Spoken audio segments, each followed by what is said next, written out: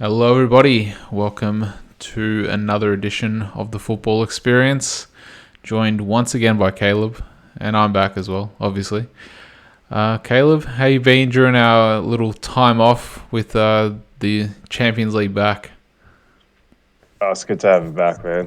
Still easily the best club competition to watch. I think you can just see when you start watching the Champions League, the quality. If you've got a good game on, the quality just goes up another level. So always good to have a Champions League in the midweek fixtures. I was a little disappointed by the games that I chose to watch. Which ones did you watch? Um, Hang on. From the Tuesday one, I watched Inter Barca, and we'll get onto that one because there was a bit of Yeah, controversy in that one. And then there was, and I knew it. Like, you know how we called it that, like, Ajax Napoli could be a fun game. yeah. Scoreline wise, it was a fun game, and afterwards I was like, damn, I should have watched that one. Like, especially after coming off of like watching such a sort of like, I guess, a stalemate between Inter Barca, and then the following day as well, I started watching Chelsea Milan, and I was like, these two teams aren't exactly at their, they're not exactly like playing groundbreaking football, and Milan do have a couple of injuries as well. So I decided to watch Benfica PSG. Once again, bit of a ball fest, bit of a stalemate, and I'll get onto my thoughts on that one a little bit later on. But yeah, like what games did you end up watching? Well, I thought you're right with the Chelsea Milan game. That was poor, and I think that was mainly due to AC's injuries because I've been raving about. Well, I guess we'll talk about it later anyway when we touch on the match. I thought PSG Benfica for the most part was a pretty good game because we know PSG are pretty flawed and Benfica are a pretty fun team to watch. Inter Barca was exciting in the sense that the stakes were really high, and now all of a sudden we have a situation where somehow Inter are on 6 points and Barca are on three, and all of a sudden Inter now look they've got all the pressure on Barca when they go back to the new camp next for the next leg of the back to back. So, but the game I do agree was. Inter doing what they do, but like both of those teams, they do exactly the same thing every week. Although, to be fair to Barca, they actually changed it up a bit, and we'll go into that game. But yeah, Napoli. I've said it before on the pod. They are appointment viewing. If Napoli are on, you watch Napoli. They are so exciting to watch, and they. I think I said it. Maybe the first week of the season. Their plan is to outscore you. Well, everything's going according to plan at the moment. They have some of the most exciting attacking players in Europe. And this is all given in mind the fact that they're missing Victor Osimhen at the moment. I was just about to ask, was he Raspador, still injured? And yeah, I think he's still injured, but it might get to a point where you can't just slide him back into the team because Raspador is playing so well. So yeah, Napoli are exciting, and I guess we'll talk about them a bit later as well. But yeah, I think all in all, the match day wasn't the best Champions League match day, but I think you could sense that in a few games the stakes had just gotten a bit higher, like Chelsea Milan as well.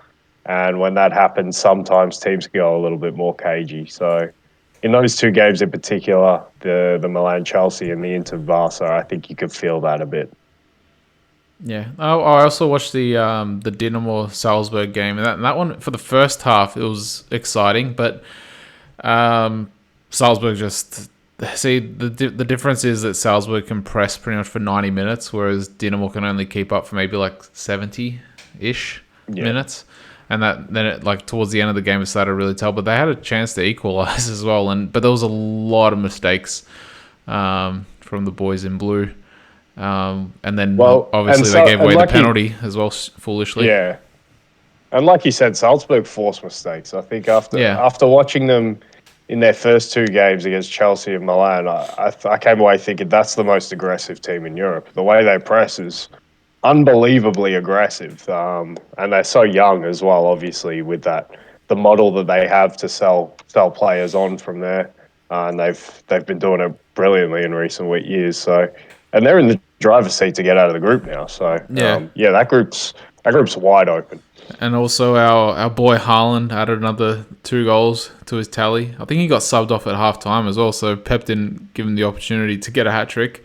Uh, I don't Still know. started every game though, hasn't he? Yeah, and he's scored in I think he's scored in every single game but one. Well, if you don't count the Community Shield, I think it was one league game where he didn't score, but he got an assist. Can't remember who that was against. It was at the beginning. The one he didn't score. Yeah, I think it was like the second week. Bournemouth. Yeah, Scott yeah, Parker's Bournemouth. yeah. But other than that, he's scored in every single game, hasn't he? No, it's insane. And I don't want to take the victory lap early, but it's looking like my theory about his machine-like qualities in terms of playing every game and scoring a bucket load of goals week in, week out is coming to fruition. The other question now is, well, the question now is, can he keep up this incredible pace? That's one. But the second one is, does he help City get over the line in those big Champions League ties when we get later in the tournament? That one we still need to have answered, because I still, even though he's been fantastic so far, I still could see it going either way when you get into the highest stake games against the best tacticians in Europe and the best tactical teams. Do they come up with something that stifles him? That's going to be interesting to see. But at the moment, we're all just living in Erling Haaland's world, and he is just running away with goals every week. It's incredible. I think on Monday Night Football, this was before the Champions League, where he added another 2 goals. I think in 100 appearances, he scored 101 goals. And this is like looking at players from I think the top 5 leagues or whatever. But they also included, I think, the Dutch league. 'Cause I think, was it Romario that played in the Dutch league? And also the original Ronaldo as well played played at Ajax, was it? Or was it PSV? Suarez as well. Suarez went to Ajax. so He was at PSV.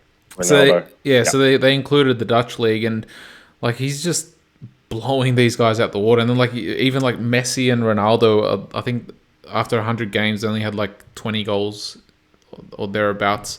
But obviously, then they obviously put up the numbers they did a little bit later on in their careers. But this guy, I don't know, man.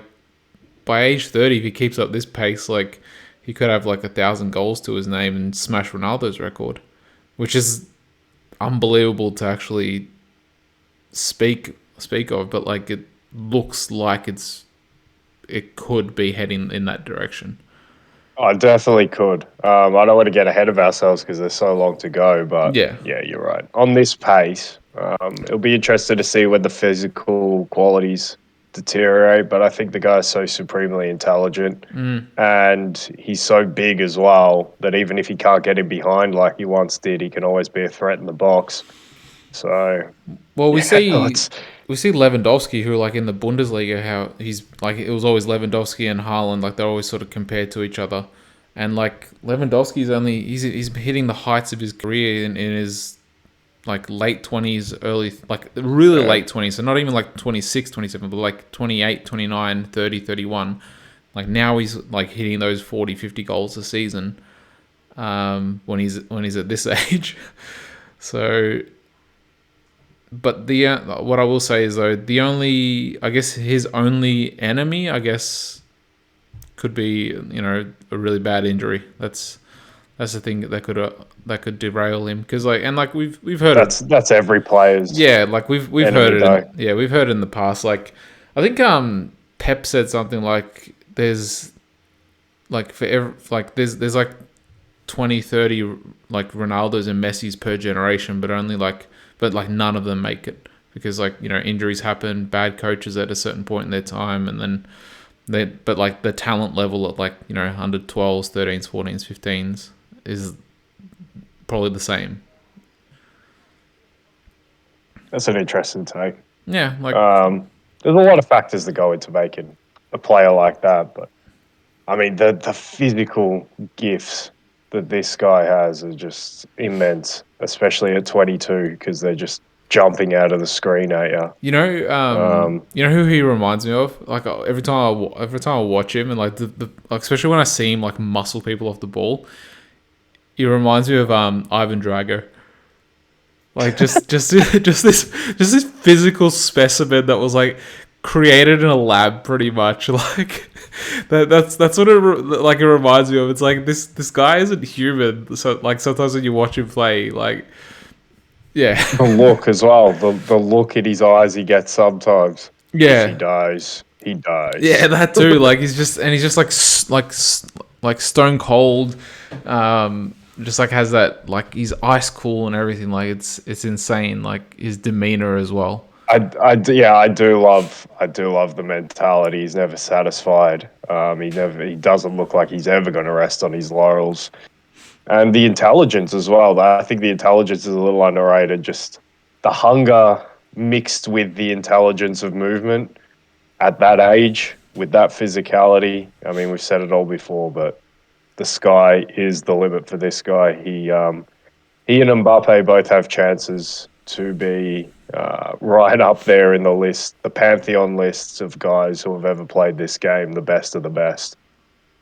You know, thinking back, I actually called Haaland to be a success. Remember we were talking about him, like as as last season was ending. We had that discussion whether he'll be a success or not, and I gotta say, I called it. The mentality is there. that Norwegian like ice frozen mentality, the Viking mentality. Also, I think something else that maybe goes into it a little bit is son of a former player. You get a lot of tricks. You've been in that culture your whole life. You get a lot of the professionalism tricks from your parents. The example I can look at straight away is Steph Curry in the NBA, son of a former NBA player, and I think you get a big. It can be a disadvantage in terms of your hunger, and it clearly isn't for him because obviously you would expect that a son of a decent former professional has been grown up or has been brought up in a decent environment. So there's maybe not that urgency to get out of that environment, but at the same time, the little pieces of advice you can pick up along the way, if that's what you choose to do, can really help. And I think that's probably another factor that goes into it. There's so many factors, but that's probably another one you could look at. I don't know. And I feel like I'll push back on that one though, because you touched on Steph Curry and like his dad. What's his dad's name? Do you L. All right. L. Wait, Steph Curry's or Haaland's? Alfie, mate. Alfie. Well, regardless. See, the thing is, I don't think Steph Curry's dad was like a top player. Like he played professional, No. but he wasn't a top. But like the first player or parent that comes to mind is Johan Cruyff and his son Jordi Cruyff. Like yes, his son Jordi Cruyff played for Barca and United, but he never reached any heights really. I'm sure there's others out there as well. Even look at for instance Michael Jordan, his kids. I don't think they even played college basketball, but they played high school basketball. I'll push. The only reason I'll push back on that as well is because you've named two of the greats who have ever been in either of those sports. I don't know how much time those fathers are spending with this. I think it helps when you've got average professional, because then then there's a bit more focus. I don't know. That's going into personal stuff, but it seems the way that maybe the more average ones can help their sons along, whereas the best maybe, I don't know, so many things can go into it. Time spent, pressure put on, pressure of expectation of being Michael Jordan's son or Johan Cruyff's son. I don't think that could be a hindrance. Yeah, if you look at it that way as well. I think that could play a factor. Like if they're a professional, but if they're not on the pantheons of like the greats, then it's going to be an interesting one, especially with Ronaldo, because his son is like he played at the youth academy at Real Madrid, Juventus, now he's at United, and it's that one's going to be an interesting one to see if because I've seen clips of like him playing at like those youth levels, and like he looks like a really good player. Just whether he will crumble under, I guess, the pressures of being Cristiano Ronaldo's son. But then like you hear nothing of Messi's sons, like whether they're playing football or not. But you know that like you hear nothing of Messi. To be fair, Messi it's just underground somehow. He just doesn't like that stuff. Yeah, so that's it'll good. be interesting. It'd be funny to see if we get a situation where Ronaldo's son is really good and he starts being really good in football, and then you get LeBron James' son and he comes into the NBA, and now you've just got these two next generations just dominating their games. You know what? Another one who just came to mind straight away. Schmeichel. Yeah, like his son obviously didn't reach. Like everyone regards Peter Schmeichel as like the best keeper in the Premier League, even to this day. But his son has won an FA Cup and a Premier League title as well. So, but he isn't top. Like he's a very good keeper, but obviously not at his dad's level. He's been one of the few real successes from like a truly great sort of player who has gone on and become really good himself, and like made it like a name for himself. But yeah, it's gonna. I'm curious whether, we can probably keep going. Like every time we go, like finish up another one. You think of another one? Isn't Alonso from Barca? Didn't his dad play for? I think he was a goalkeeper. But then his grandfather also played for Real Madrid. Yeah, so that one's that's like 3 generations, and I think there's another. I think a couple of those Barca players have like parents that played for Barca themselves or whatever. But like, look, we spent 17 minutes on the intro and on Haaland and I guess the legacy that he's creating. But look, let's go into Champions League. What game do you want to start off on? Pretty easy. Let's go Barca Inter, because I think it was the highest reputation clash and probably the highest stakes of the match day. You know how how you said, like, I'm just sort of going back a little bit to Haaland, how you said it's going to be interesting to see what teams can deal with him, especially when he goes up against the better teams. Inter seem to have done really well handling Lewandowski. And obviously, like the comparables between Lewandowski and Haaland, size-wise at least, and also, I guess, the way that they're very similar in some aspects. That could be... It could be a blueprint, potentially. But obviously, Barca play completely different to Man City. Yeah, and I thought in this game, away from home for Barca, I thought they left Lewandowski somewhat a little bit isolated. Yeah, I was going to say that too. And Inter obviously play 3 at the back and 1 holding in front. So Lewandowski very often found himself 4v1. And obviously different. The thing that would worry that Inter defence about Haaland would be the pace, whereas they're not particularly worried about that with Lewandowski. It's more the intelligence, and I think for the most part that Inter back 3 are pretty intelligent, can deal with that sort of threat, especially if they're not getting support to him.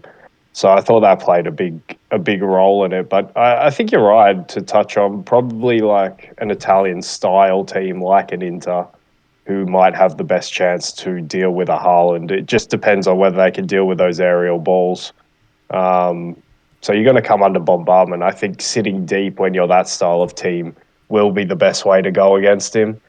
But we got to see if Inter even get out of the group. They've put themselves in a really good position. Like we've said, the game wasn't anything exciting. I found it interesting how Barca sort of changed their possession shape to 3 at the back with 2 in front.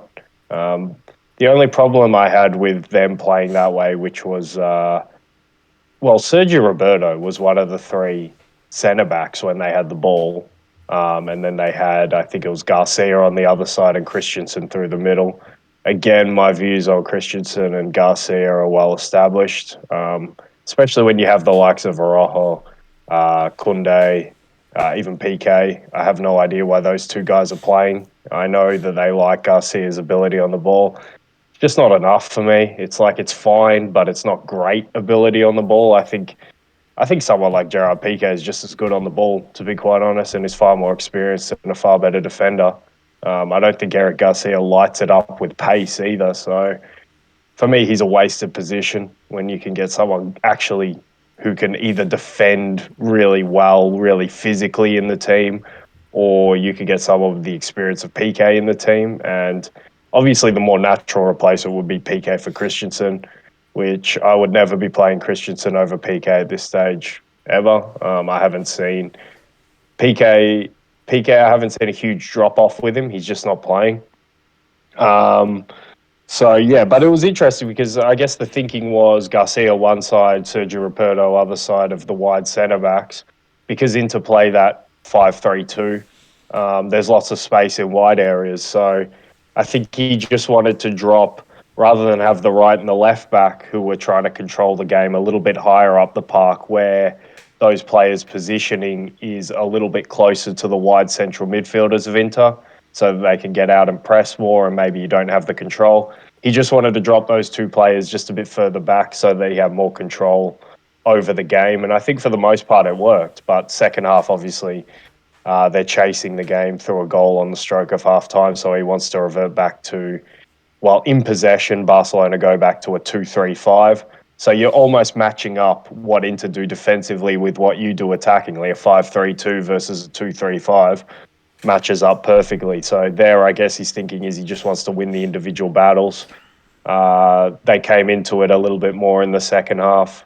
Could have had an equaliser. A little bit lucky with the handball decision, although it does hit.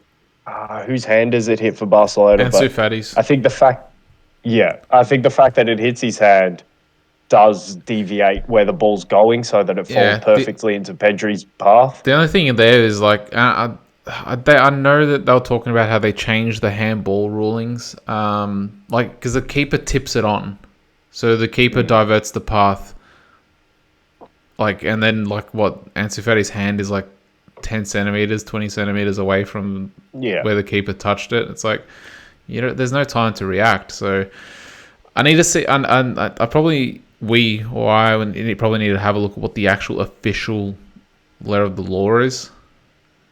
But yeah, like it's definitely a handball. It's just, how strict do you want to be on it? That one I could live with just because it's like, so the goal is pretty immediate, and that handball really does affect whether it's going to be a goal or not. And I just think, even, I know it's completely accidental, hands not in an unnatural position or anything like that, but I just think a hand should never be used in the scoring of a goal, like in the immediate, pretty much scoring of the goal. But you could say they were unlucky there. I could go along with that. And I thought they were definitely unlucky with the Dumfries one. Right, unlucky or robbed? Look, I've watched all the replays they gave us in the coverage, and I must say that I couldn't see conclusive. I saw it was conclusive. But you see enough, I think. You see his reaction, and then you see there might have been one angle where it really does look like a handball, but there was like three other angles where you either couldn't see it or it could have come off the head. But I think the reaction gives it completely away. Now, we're getting into dangerous territory if we start giving decisions on reactions, but that one probably should have been overturned. I know the commentators thought it would be. I thought it would be. Dumfries looked guilty. So that one, you could definitely say that was an injustice. But look, in terms of threat, if you had to say one team was better than the other, it'd be hard to say. Maybe Inter shaved it in terms of the threat they could offer going forward, but Inter aren't a very good attacking team. I've been on Simeone Inzaghi about this for ages. I don't think he coaches attack particularly well. Tries to put more attacking players in. This game, they played with an unbelievable midfield with Çalhanoğlu was like the holding midfielder with Mkhitaryan and Barella either side. So, and he obviously scored the goal, but three, for all intents and purposes, three attacking midfielders in your midfield three. But look, maybe when you go away from the game, Barcelona might lament their lack of want to go for the game. This is a injured Inter. It's a wounded Inter we're talking about. And maybe Barcelona could have been a bit more cutthroat, a bit more killer, a bit more high intensity. Even though they're at the San Siro, can you take the game to this fragile Inter side at the moment? They didn't really do it. They dominated possession and territory early on in the game, but you never got the sense that they really wanted to go on and try and score goals.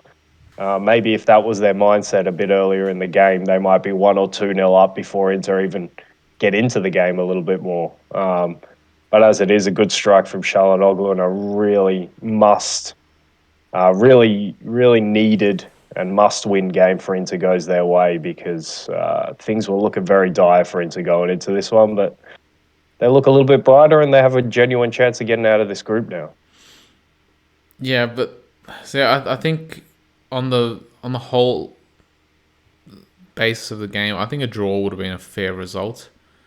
It's I know that had Barca have at least got that penalty from the handball, then that would. I think that I can't believe they missed that.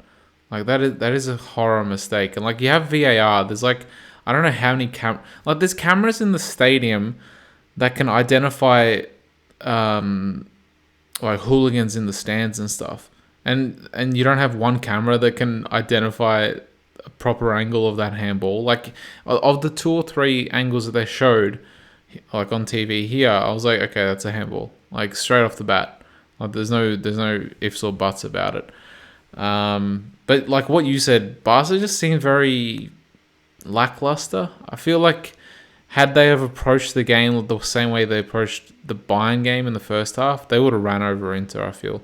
But they were using different personnel though as well. So yeah. I don't know. I feel like they only have themselves to blame really for losing this one. Like they could have at least got a draw out of it if they were really trying to, I guess, play it safe and like err on the side of caution. Yeah, I definitely felt that. They were they were doing it in their Barca way in terms of trying to do it with positional play and possessional play. Yeah, but yeah, I totally agree. They could have been more adventurous, because for me, there's no doubt this season, from what we've seen from the two teams, Barcelona are the better side, and they should. For me, they probably should be entering the game as though they're the better side. Which I guess if you're trying to defend through possession, you're kind of trying to demonstrate that, but I think you could also attack a bit more than what they did in the game. Yeah, and Lewandowski was completely isolated as well. I must say, really. Yeah, I must say, De Vrij probably had his best game all season, and Skriniar was maybe one of his best performances all season as well. He's been a little bit off colour this season, but they dealt with any threat that he could pose pretty well for the most part. Yeah, and now they have to rely on, I guess, how does it go? If it's equal on points, then it's the head-to-head record, and then if the head-to-head record it's like a two-legged tie. Yeah, if the head-to-head record is equal, then it goes off of just goal difference, doesn't it? So I think they both copped 2 against Bayern. Bayern beat Inter 2-0, didn't they? It wasn't 2-1. Yeah, I think it was 2-0. Yeah. So they both lost 2-0. And now Barca just have to, I guess, win 2-0, 3-0. It depends whether they count away goals on in the group stage when they... I'm not sure if they do or not. That is interesting, because I don't know if they used to, but I think they used to count it. I'm not sure if they do anymore though, but because they removed it obviously for the actual 2-legged ties. It'd be interesting whether they use it for the group stages if there's like teams finish on the same amount of points. But yeah, Barca need to go out and win. Yeah, that's nearly a knockout game. I know the only saving grace for Barca is they have Bayern at home, so they maybe could draw this game. But Also, Inter might meet Bayern at a stage where they rest a lot of players. So this could be a knockout game for Barca and for Inter in this second leg. Wow. Stakes are so high for this one. Yeah. Well, let's see how they go next week at the Camp Nou. Any other? Did you watch the Napoli game? Because I already explained it last week. Once I already know a result, I find it hard to actually go and watch a game. So I probably should have at least watched the highlights to it just to see the goals. But did you want to touch on that one or Well, any other games that you want that you're? yeah, well, it's definitely that one, and then maybe a little bit. I made the mistake of thinking that would be a good idea to watch Tottenham against Eintracht. Man, my God. Oh, it was terrible. And that group, that's another group which has no right to be, but is really close.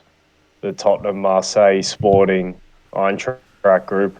There's just no quality in that group at all. I mean, Tottenham need to do something. They need to play some sort of football at some stage. I mean, come on. Eintracht have been in a little bit of a purple patch, but you can go there and you can do a little bit more than what you did. You should be a better team than Eintracht. You definitely have better attacking players, and yet again they do the same crap. It's the group of death by boredom. That's very fair. One group that's definitely. And just while we're on that, I'm going to throw this out there. Conte to Juve. Apparently, it's circulating. What do you think? It depends how things go at Tottenham. It depends how things go with Levy, because we know a lot of managers grow wary of working with Daniel Levy and the restraints put on, I guess, transfer dealings and whatnot. What's Conte's contract? He hasn't signed any extension. Is it just this year? Wasn't it 18 months? Because he signed so I guess halfway through. I guess it's just this year if he doesn't extend. Juve are not in a good place at all. So it would be an interesting move, maybe if he's a little bit homesick, he wants to work at a club he's already worked for, where he's revered.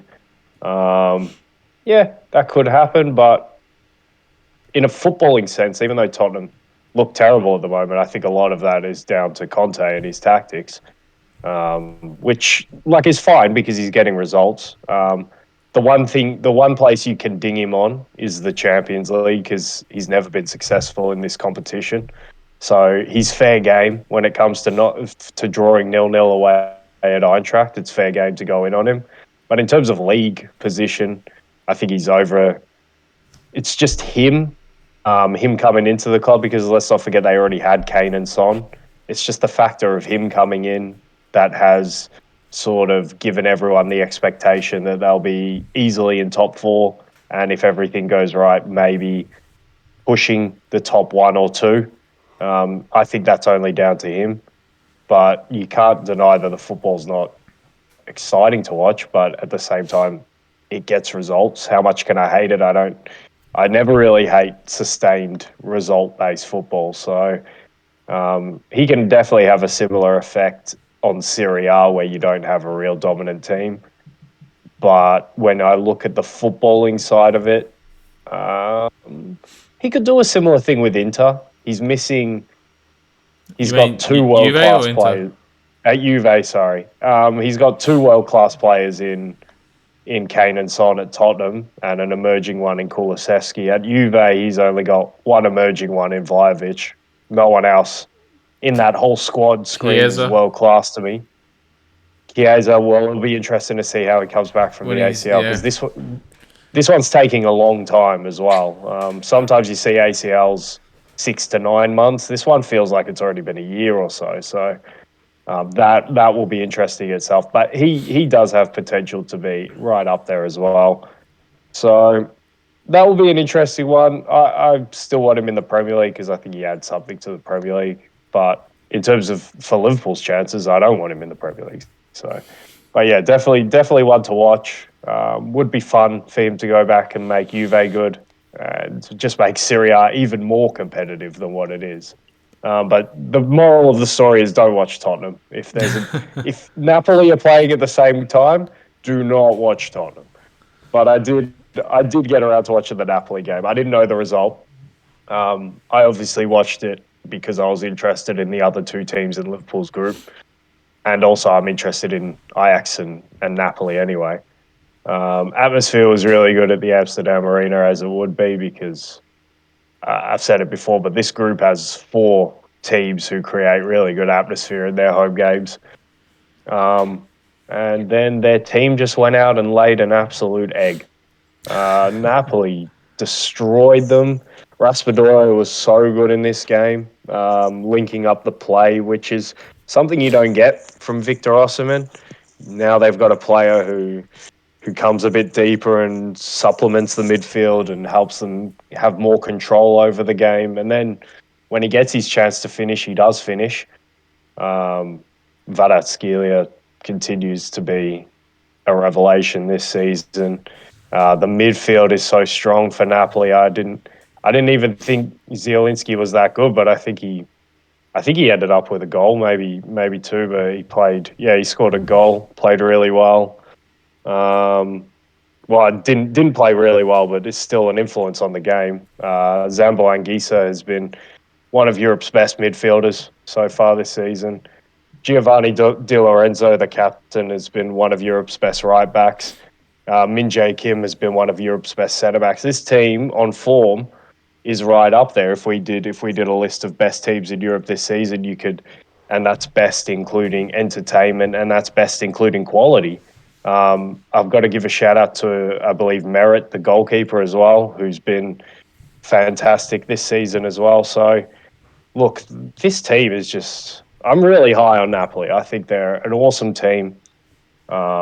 It is early in the season, and it gives me pause. The end of last season gives me pause on getting like carried away in terms of major trophies, in terms of the league in particular.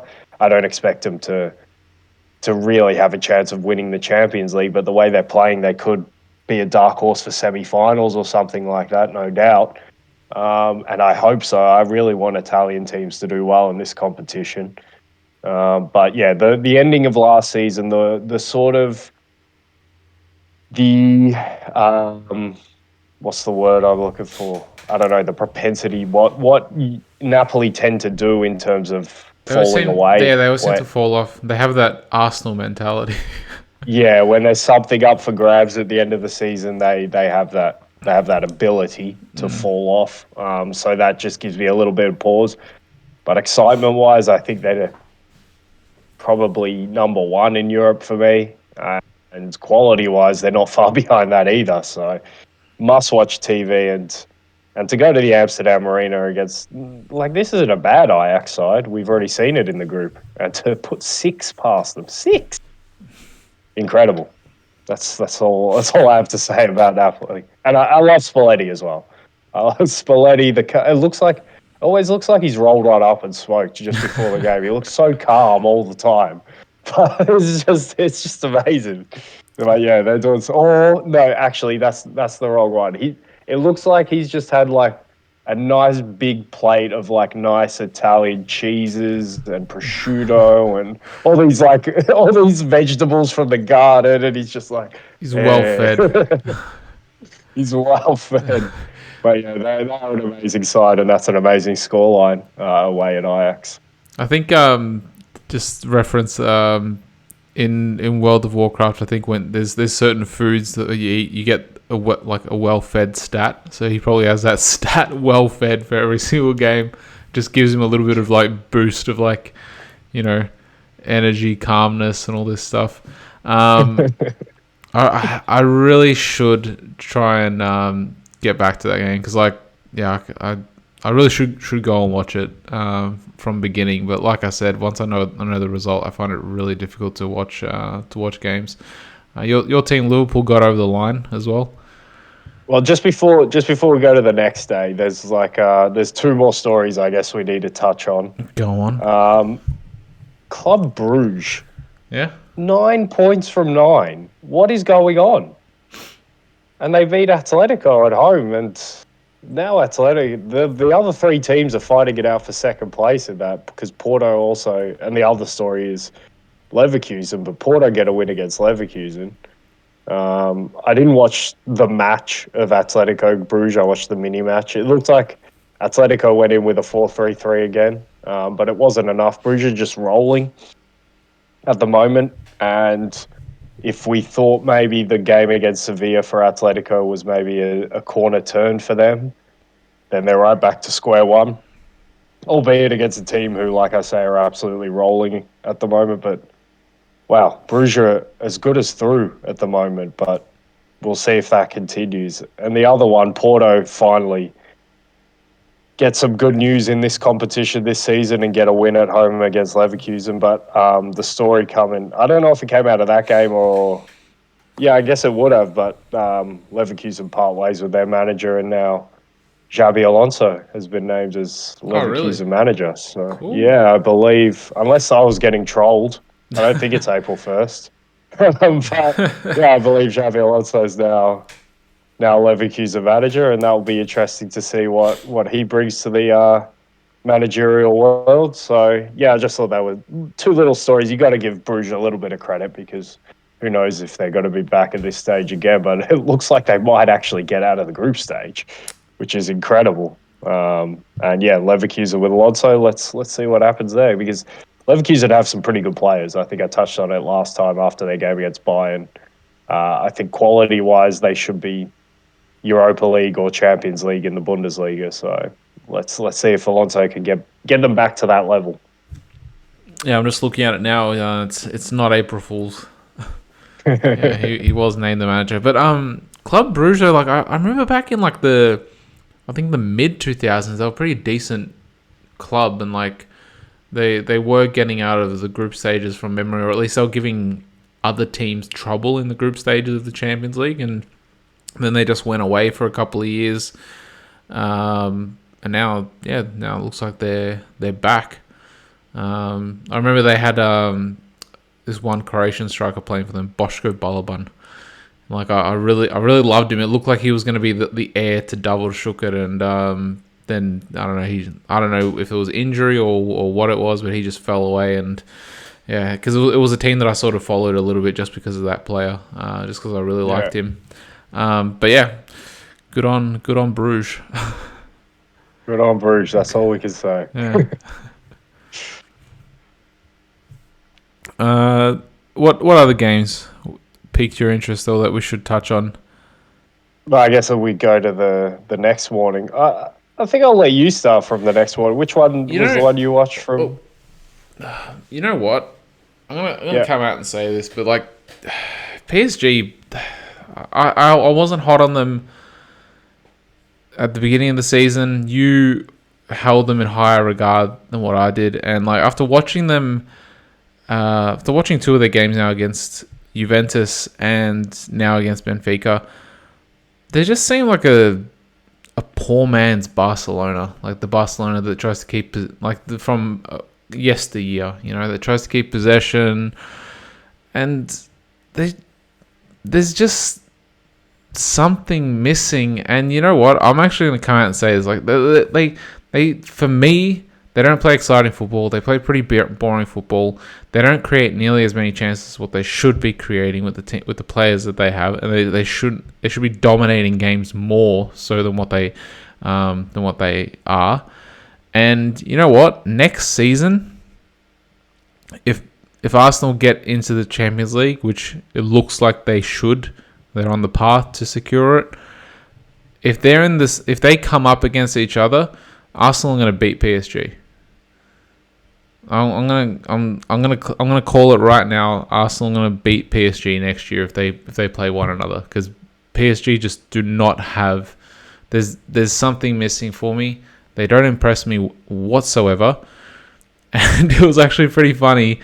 Just before Benfica scored, I was like, "Oh, cool! Mbappe's actually tracked back and like he's actually trying to press and win the ball back." And then Benfica scores straight away as I was thinking that. So that was what's that shame on me or whatever, fool me once. Whatever. That's saying. For George Bush. But yeah. Look, I'm not in the business of making predictions for next season because so much can change. I know, but look, I expect the teams to be very similar.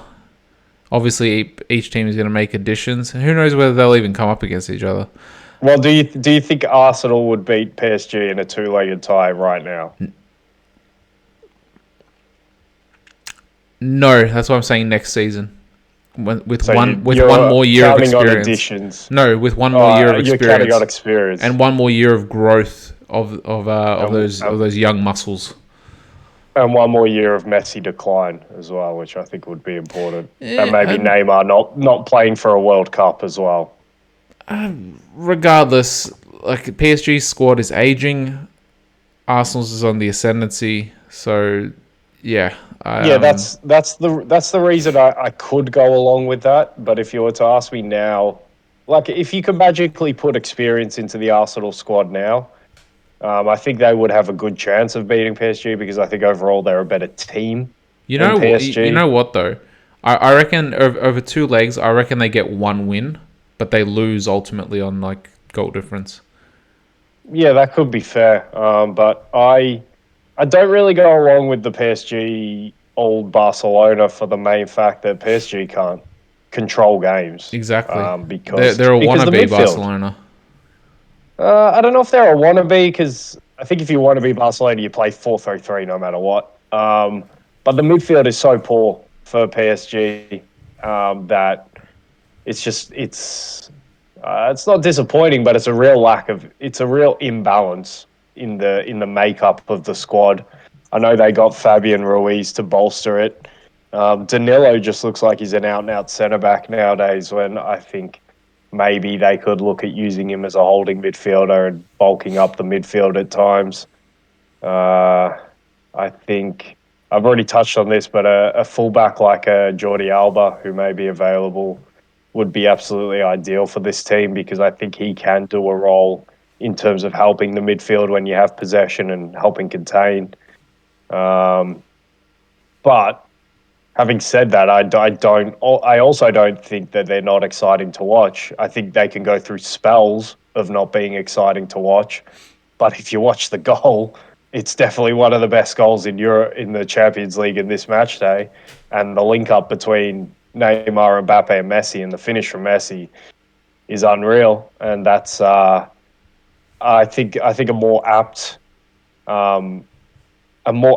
description of PSG would, for me, be defensively a poor man's Tottenham, but attackingly a rich man's Tottenham.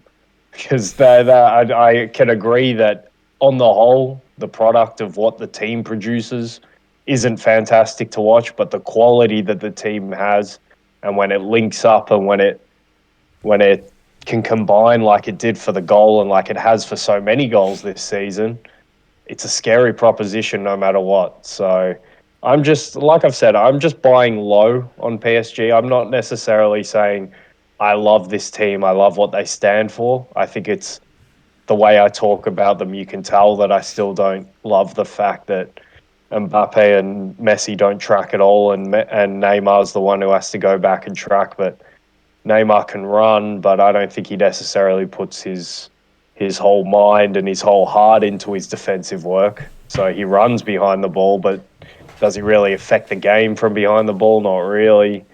It's not a dilemma. It was always got to be a dilemma. But Messi started to play well in recent weeks, which for me, if I was manager, that would be a dilemma because before these recent weeks, Messi would have been the one I would have been looking to drop. I know it's sacrilegious, but in the big games where I need more in midfield, I probably would have just played Neymar and Mbappe up front together. I think for the most part, when you've got Hakimi supporting that, when you've got Mendes on the other side supporting that, that should be enough attacking threat to hit on counters. And then you're not carrying players. So you're not carrying an extra player through the game. You're only carrying two, really. And Neymar does a bit of defensive work, so maybe you're just carrying one in Mbappe. That still really disappoints me that Mbappe doesn't really want to do much behind the ball. But at the same time, I've said it over and over again. The threat he offers when you do regain the ball is maybe the highest threat in the world. So you give, you take. But yeah, I don't. I think when they click into gear, and that could be at any moment, and that's the scary thing about this team. They're frightening and they're exciting to watch. But I will go along. If you watch them for 90 minutes, it's not a great product that the team produce, and I think that all comes down to the imbalance and the lack of strength in that midfield. Because without a strong midfield, you can't control games. You just can't do it, and they can't do it. And they came up against a good Benfica side. A Benfica side I expect to be dark horses in this competition. A Benfica side with good players. I look at Rafa Silva. I think he should be looking for a move at some point. I know he wasn't hugely influential in this game, but he's one who could look for the move. Enzo Fernandez, who delivers the cross for the Danilo handballed goal, which is a bit of irony there. But he's another good player.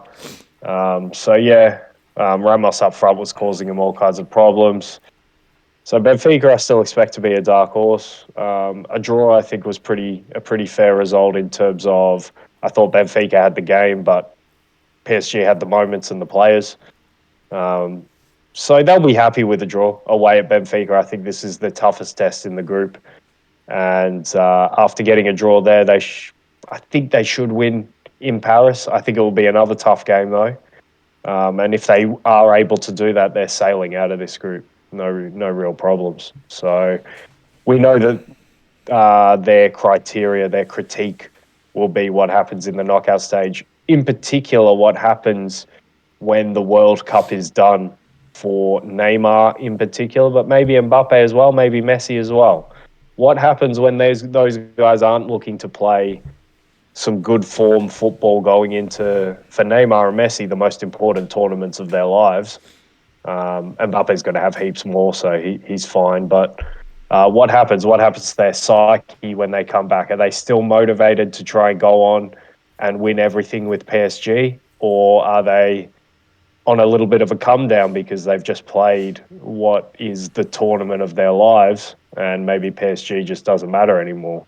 That will be an interesting little subplot to see develop in the second half of the season. But PSG will just keep rolling until the midpoint. I know I've been high on Ligue 1, but they'll still be top of Ligue 1 come that point, and they should just not cruise, but they should get out of this group fairly comfortably after that result.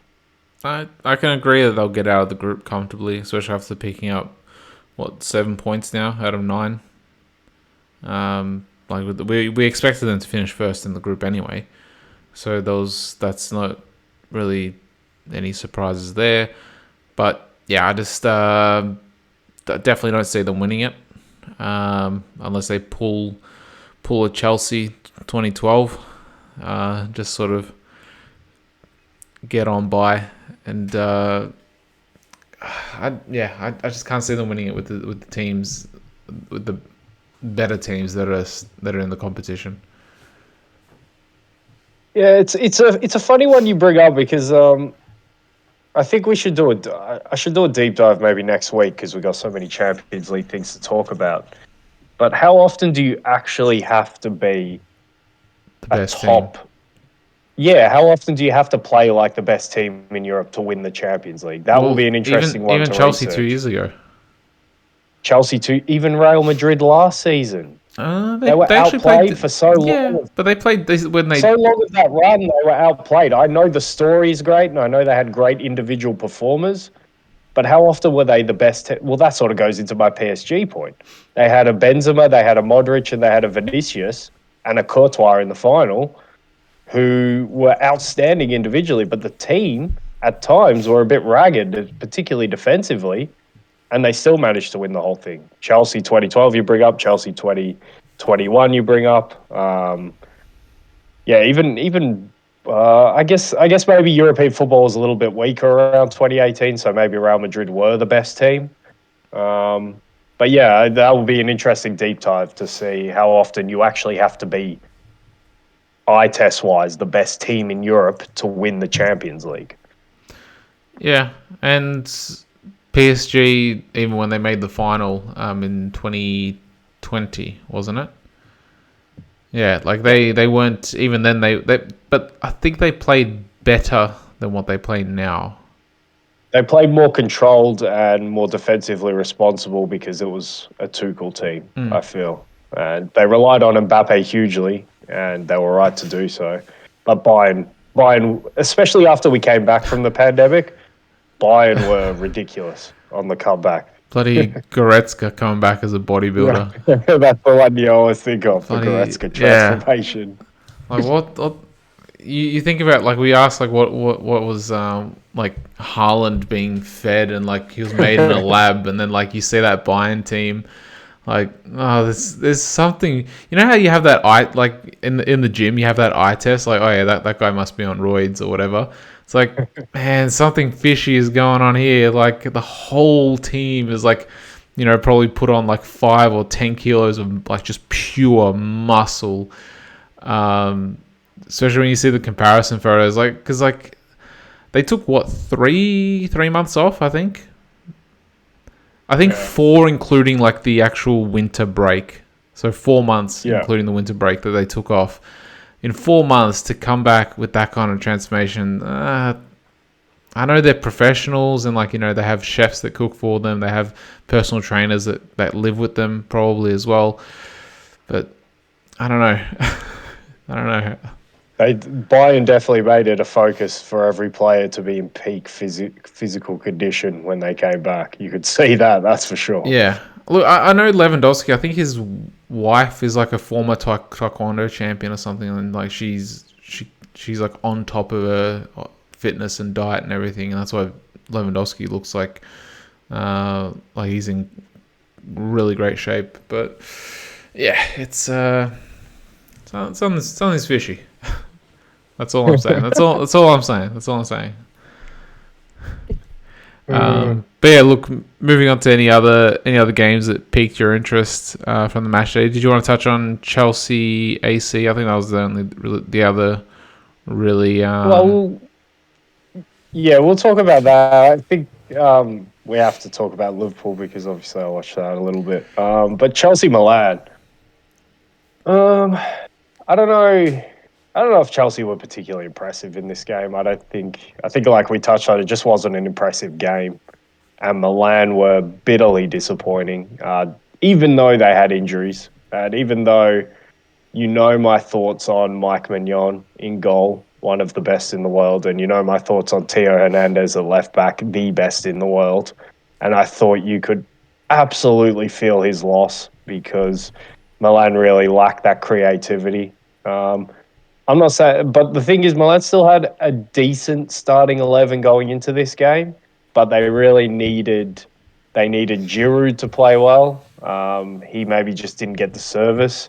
They needed Leao to play well. He had his moments where he was threatening, particularly for the only chance they really had in the first half. He's an excitement pack. He's really exciting to watch when he goes through the gears. And they needed. The big disappointment was they needed Tonali to play really well, and he had his worst game in a Milan shirt I've seen all season, maybe dating back to late last season as well. I haven't seen him play that poorly for a long time. He was really, really bad in the game. And then the centre-backs, Tomori and Kalulu, they always have that tendency. They want to rush in. They want to try and win everything, and that's fine if one of them wants to do that, but both of them... For me, both of them are carbon copies of each other on either side of the centre-back partnership. I think they play exactly the same way as each other.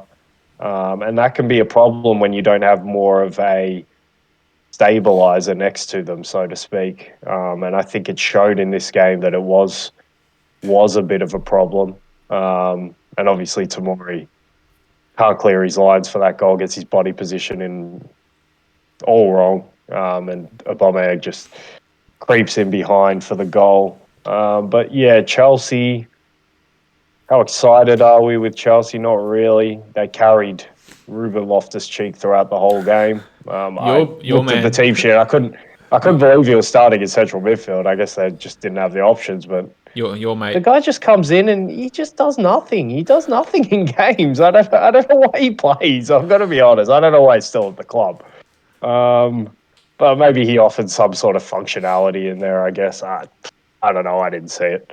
Um, but yeah, I wasn't impressed with either of these teams. But that result has big implications because Chelsea are right back in it now, and AC Milan are right back in it themselves. Because for all intents and purposes, it looks like Milan were the team. Yeah, they should get out of this group fairly comfortably, and the other three should be fighting for second spot. Well, now Milan are in third spot, and echoes of last season where they were rolling in Serie A, but they're not able to get out of the group stage, come flooding back to your head. So that's just like the Barca Inter second leg tie. This one's set up and it's poised to be massive for the chances of whoever wants to get out of this group. Also, Zagreb are at home against Salzburg, so we could see them pick up a positive result against Salzburg, and then all four of these teams are right in the mix. So this group is fascinating. The quality's not quite there. Milan, I could give a pass. I can't give a pass to any other teams.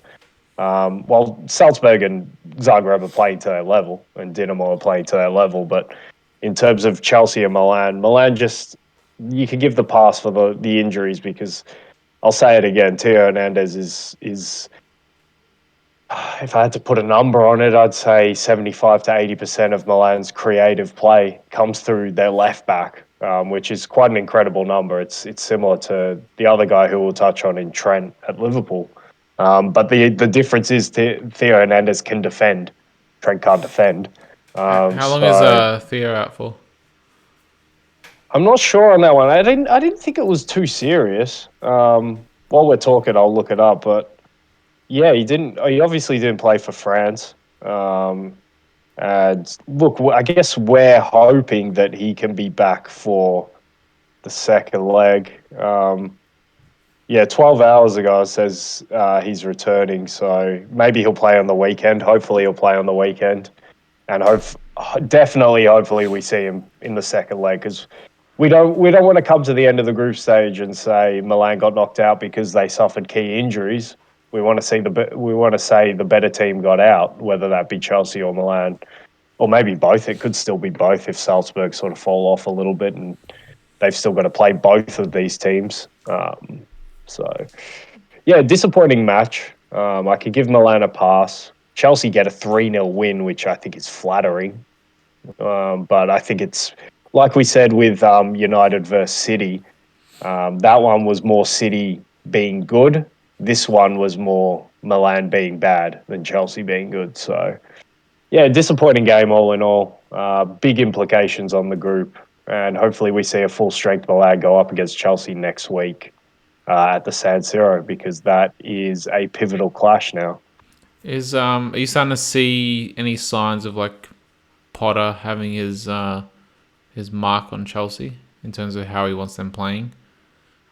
Not really, because to be fair, the way Tuchel tended to play with Chelsea in a 3-4-3 is very similar to the way the Potter was playing at Brighton.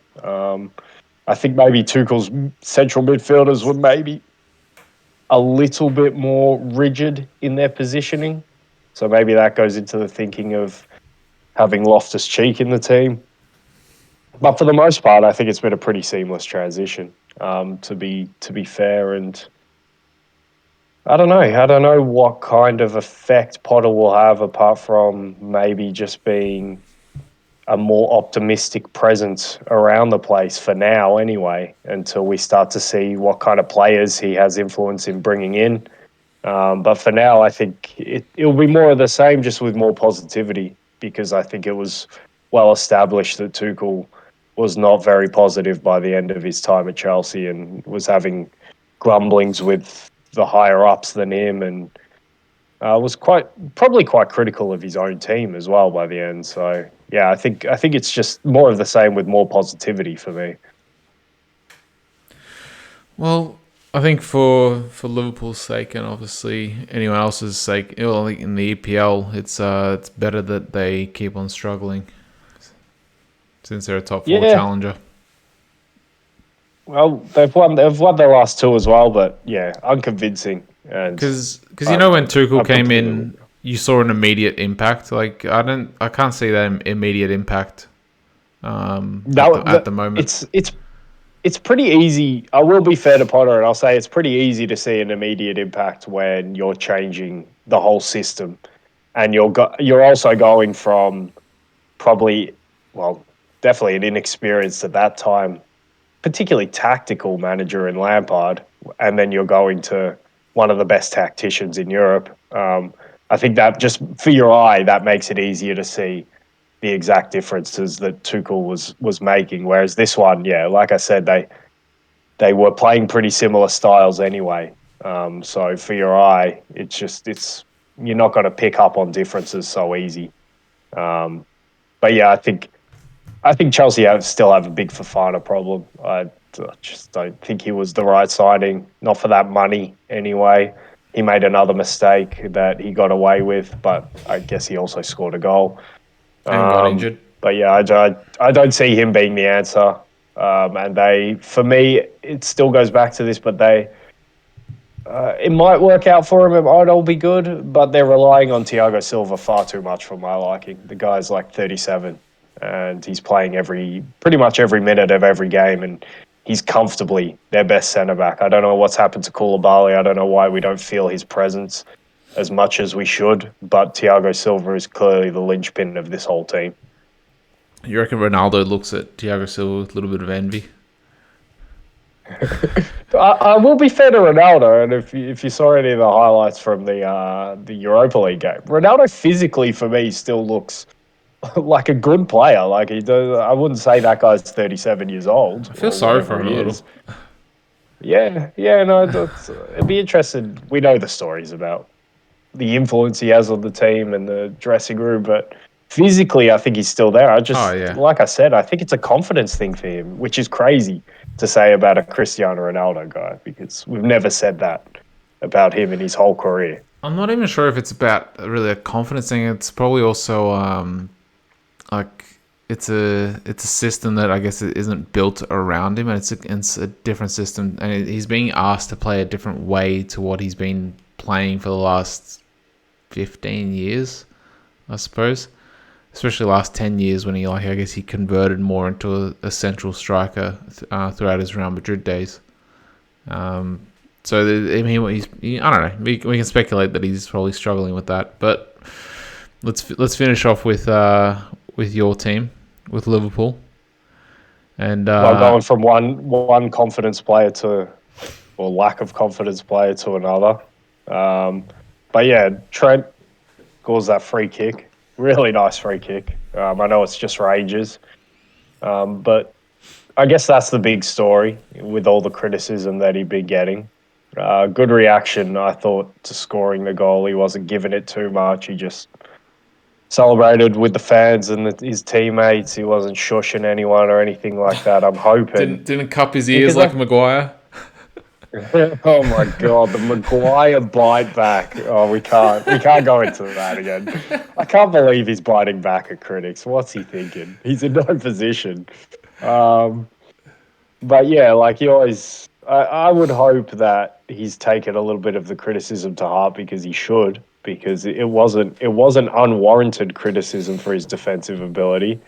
But you also must, if you're going to go in hard on his defensive work, I think for me you have to acknowledge what he gives you going forward, and that he gives you moments like this where he can score a goal like that as a right back. And like I touched on with Teo Hernandez, has been for seasons probably I would say Liverpool's most creative player. I know him Wait, and who? Robbo generally. Trent. I Did think you say Theo Hernandez there? definitely. Yeah, like at AC Milan, they're in the Oh, similar role that they have to create so oh, much for their team. you don't have a Hernandez that plays for you. No. Trent. I wish we had a Teo Hernandez, even though I love Robbo.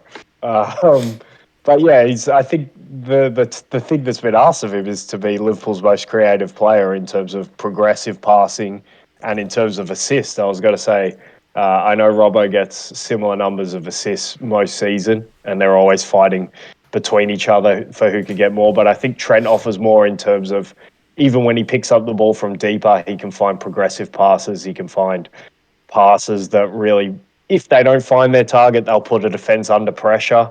So he has to carry a lot of that burden for Liverpool, which is why I've been screaming out for him to be protected a little bit more, maybe in a midfield role. But yeah, for me, I know Trent will be the main story going away, but the main story wasn't Trent. The main story was Jurgen Klopp. And I know it's only Rangers, but he played a different system. He played a 4-2-3-1, or at times what looked like a 4-4-2. And this is where I've got to give a lot of credit to someone who also has been maligned this season, and he's the other goal scorer in the game, in Mo Salah. Because having a player who is of Mo Salah's stature, is of Mo Salah's contract that he got extended and bumped up in the summer, having someone like that who is willing to go into a new system where he's forced to track a lot more and get a lot tighter to the central midfielders and play more as an out and out sort of right midfielder at times when we don't have the ball. But he's humble enough to do that when Klopp asks him and do it to the best of his ability. I think it's one thing that you can always say about Mo Salah is that he's got to work hard in every game that he plays, and it's one of the big reasons he is at the level he's at, and why maybe some team, like a Jurgen Klopp, for example, if you probably asked him one-on-one, would you prefer a Mo Salah or a Kylian Mbappe, he'd have a real headache, because he might just want that work rate that you get with a Mo Salah for his team structure, rather than the individual brilliance, but the lack of work that you get with a Kylian Mbappe. So you have to give Mo Salah credit for that, for he's the player who allows Liverpool to change what they were doing, just in terms of his, I wouldn't say lack of ego, because he definitely has an ego, but just in terms of his work rate and being willing to put in that work so that Liverpool are able to change the system. And it's a game where considering he wasn't starting Fabinho, they definitely needed to change the system, having only Thiago and Henderson in the midfield. I will say it still worries me that Thiago and Henderson want to take a few risks in that central midfield. And what I mean by that is there's times where they're pressing the opponent, but they're trying to anticipate things. They're trying to get in front of things. And sometimes if the opponent senses that, they can just go the other way. And then there's all this space in the center of midfield. There's times where I'd rather see you be more diligent rather than go for a high risk, high reward sort of tactic in that midfield, especially in central midfield. Maybe if you're one of the strikers, you can get away with that, but central midfield, you've got to keep it tight. But yeah, I thought we exerted more control, definitely more control than the Brighton game at home. Henderson playing a different role. And yeah, I thought we were pretty good in the game. I know it's just Rangers, and Rangers are the whipping boy of the group. And the test at Ibrox will be a lot more difficult just because of the atmosphere you get at that stadium and the energy boost that it gives Rangers. Hopefully they've been knocked down after the first 3 games of the Champions League, and maybe that boost doesn't last as long because they're so low on confidence in this competition. Hopefully for our sake, obviously. But yeah, we exerted control. We reinvented ourselves, as Klopp has been calling for, and it's just really pleasing to see that we are able to change tactics when things are going right. So if this is the way forward, then I'm all for it. But I also thought after Ajax, we turned a corner. So we'll see what happens on the weekend in another game that we're going to no doubt touch on in a few moments. Yeah, I was going to say, didn't you call it after the Ajax win that you guys have sort of changed things, or you can see something different? But like the one, I didn't watch the game, so the one thing that I want to ask you is like, how are they in terms of that the energy that we've come to know Liverpool by, and like that pressing that we've come to know them by, and that relentlessness, yeah. off the ball as well as on the ball as well. Like, is it still missing, or is it starting to come back? Like, is there signs that it's there, especially in that midfield, because it is an aging midfield. Like, it needs to be, or it's a slightly aging squad or starting 11 as well. Like, there are some players that are 30 or above. So, Well, I will say in this game, and I'll start it all by saying this is only Rangers, so I'm not taking anything massive away from this game. But in this game, I thought Darwin starting up front really added an energy in terms of the press. Not so much. I don't think he's. Well, the press changes because we changed the system. It was more of a 4-4-2 against the ball. But he added energy in terms of wanting to run the channels, wanting to occupy defenders and freeing up more room for Jota, Diaz, Salah to do more work. So he still needs to work on what he does in front of goal, no doubt, because he had a lot of shots in this game. But all in all, I thought it was a positive performance. He is still a good player. I'm still not out on him, but I know the meme world and everything wants to write him off as being a shit player. I'm definitely not at that stage. Although he's hasn't helped himself to the start of his Liverpool career. That red card really stalled a lot of things, but hopefully he could get back in and sort of help us reinvent. But I must say, in terms of the aging squad point and in terms of that relentless pressure, I think the two work in direct opposition to each other a lot of the time. So when I'm mentioning a Henderson in midfield who wants to take risks and anticipate things, well, that's what the old Henderson would have done. But I don't think he's the old Henderson or the younger Henderson anymore. He looks like he's aged over the summer from last season to this season, and he needs to be a more steady player rather than a more risk-taking player. So if the reinvention is, or I think common sense would tell you that we can't be that team, we can't be that Liverpool with the relentlessness, but what we do have is the experience, because I know you always go against me on this point, but Liverpool for the last 5 years have been in every big game in Europe, in terms of the league, in terms of cup finals, in terms of Champions League finals. They've been there, and for the most part, it's been this team. So what they do have is a vast level of experience. So whether they can find the balance a little bit better between being that relentless Liverpool of old and picking their moments better to do that, but then for the rest of the game using their experience and using their cooler heads in hot situations, can they find a better balance? And that could be the reinvention that takes them back. But in terms of being that same old relentless Liverpool, the system obviously didn't allow it to be so, even though I thought the energy was pretty good in this game, albeit against Rangers. But it's hard to compare when you're using a completely different system, because for the most part, that system was a big thing that helped Liverpool be as relentless as they were. And obviously Virgil van Dijk and Alisson were the other two big things that let Liverpool do that. So I think they need to find a better balance in terms of using more experience rather than more relentlessness, like in the old days, the last couple of years. so would you say that they're slowly starting to find some form or find their feet, Uh, or I too can't early say to that tell? because I wanted to say that after Ajax, but I mean, we'll see on the weekend. We'll see if they can roll two together, if they can roll two, three. If they start to get to like 5, 6, 7 good performances in a row and unbeaten in that run, then ask me again, and I'll probably say yes. They've started to find some form, but until I see that, I mean, you can't follow up the Ajax performance, albeit it was ages ago, with what we saw against Brighton on the weekend.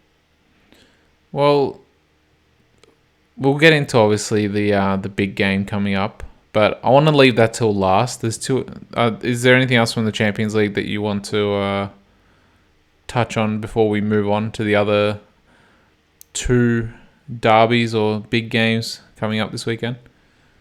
Um, I thought Leipzig were Leipzig. They have really good attacking Oh, players, hang on, and they hang were on. able. Yeah, go I on. was gonna say just on the Darwin Nunez point. Do you think now he sort of looks like he's sort of looking over to Manchester and looking at what Haaland's doing and thinking to himself, "Shit, that could have been me had I kept my head." Um, I don't know. Because at the I beginning of the hope not. season, I think that was the battle. Like that was going to be yeah, Haaland for City and Nunez for Liverpool. yeah. I think Liverpool have bigger problems than what Darwin Nunez did in terms of his red card. I think that obviously didn't help him and didn't help Liverpool, but we already saw what we did against Fulham in the first week and how we were playing up until that point against Palace. That you could see that we weren't clicking anyway as a whole team. I would hope personally that I know we started off with those comparisons between Haaland and Nunez, but I would hope personally that he doesn't look at Haaland anymore because I just don't think that can be good for your psychology. That guy is clearly probably two levels above you at the moment, and that's not taking away that you're a good player. It's just saying that guy is at the moment for me the best in the world. So maybe Lewandowski has a claim to that as well. But yeah, I would hope for his psyche that he's not torturing himself trying to compare himself to Haaland anymore and just trying to get himself back to a productive level for Liverpool and sort of establish himself in the team because he hasn't done it yet. Well, he could use it as a motivator. So especially Yeah, now, like after yeah, seeing Haaland, he's banging. He's already almost scored 20 goals for almost in all competitions for the season. Like maybe not at the beginning of the season. At the beginning of the season, like there was more question marks over Haaland, especially after the Community Shield performance than over Nunez. But now he might yeah, that be, was silly. yeah. But now he might be looking over and thinking, maybe I need to, put my head down, start working hard, start focusing on like my finishing, my runs, maybe even start looking at footage of how Haaland makes his runs. Take some notes there. So if he takes it in a positive way rather than in a malicious way, then he will be better for it. Yeah, I hope so, and I hope any top player is learning from their peers and picking up anything that they can pick up. But yeah, I'm not out on him, but at this stage, I don't think he should be looking over at Haaland in terms of trying to compare. Maybe picking up notes, like you say, but don't try and compare yourself to him at this stage because he plays for a very good team who create him a lot of chances, and he's an extraordinary finisher. Yeah. Well, Uh, we'll see what happens. But I'll give the floor over to you to go back to Leipzig before I Yeah, just cut you just off. the last two sort of games that sort of interested me from there. I watched Leipzig against Celtic because I thought that was the clash between probably the two teams I thought would be fighting it out for second place. It hasn't turned out that way really. Although Celtic are only 3 points behind Shakhtar and 2 points behind Leipzig now. They just showed their naivety in this game. They were very open in the midfield, and that sort of played into Leipzig's hands because Leipzig are a team who I don't think are very good behind the ball, but in terms of the front areas, Christopher and Cuckoo had an outstanding game in this game, and by all reports, he's going to Chelsea next season. So that's a fantastic addition for the Premier League if that were to happen, because he's a fantastic player. But then they got the fluidity of the other players. Timo Werner buzzing around. Soboslai is a good player as well. So if you give those players space and chances to create chances, then you will be punished. And Celtic were punished. Joe Hart doesn't help when he's just literally giving the ball away to them 30 yards out from goal and they're capitalising on that. That really doesn't help. But my prediction of Celtic, I guess, getting out of that group is sort of falling by the wayside. And I hate to do it to them again, but, and this is sort of a twofold thing, Sevilla are shambolic. I guess maybe they're waiting to find a replacement before they sack Laportegi. I thought they already sacked But him. for what? Oh, have they? I Well, don't know, and that because was a long. there's rumors that he might be going to Wolves. Okay, well, that was a long time coming, and it maybe should have happened a couple of weeks ago. But yeah, they were pretty embarrassing in a 4-1 loss. Yeah, I think. All right, yeah, he's been sacked. About time. But yeah, Good 4-1 loss riddance. to Dortmund. No, I don't mind him as a manager, but the Sevilla thing was took a wrong turn this summer and Yeah. this season. But yeah, Jude Bellingham is definitely one of the brightest young talents in Europe. I think he's still only 19. And I think we touched on it. He's, for me, England's most important player. And I don't think Southgate's the guy to get the best out of him. But if he can get the best out of him, I give England a chance going into the World Cup to make a run at it. But if they can't get the best out of him, I don't see where the quality is, apart from Harry Kane, who won't get the ball if they don't have a link-up man like Bellingham. But yeah, Bellingham's awesome. I love his demeanor as well. He was captaining Dortmund for this game, and he doesn't look like a guy who's focused on the next move. He looks like he's actually just got both his feet on the ground at Dortmund, working hard for the club. He understands how big a club that is. He understands the responsibility of being captain of that club, and I think he's a uniting force for everyone at Dortmund at the moment. There's no doubt in my mind that he will move on to bigger and better things, but for the meantime, he's just pretty much in the same way I guess Haaland did last season. They've got similar vibes in terms of they're destined for bigger things.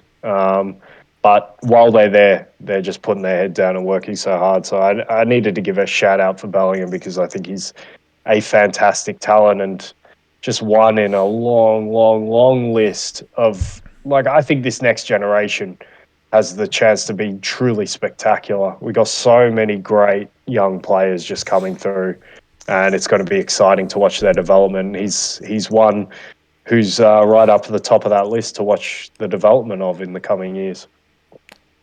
Where do you predict his next move will be? I'm guessing you would love to see him at Liverpool, and there is rumors that he could go to Liverpool as well. Well, I think Liverpool's ideal for both parties. Although what I will say is it's not ideal in terms of how much he'll cost to Liverpool, because I think the midfield, while he addresses one position, I think Liverpool need two or three central midfielders.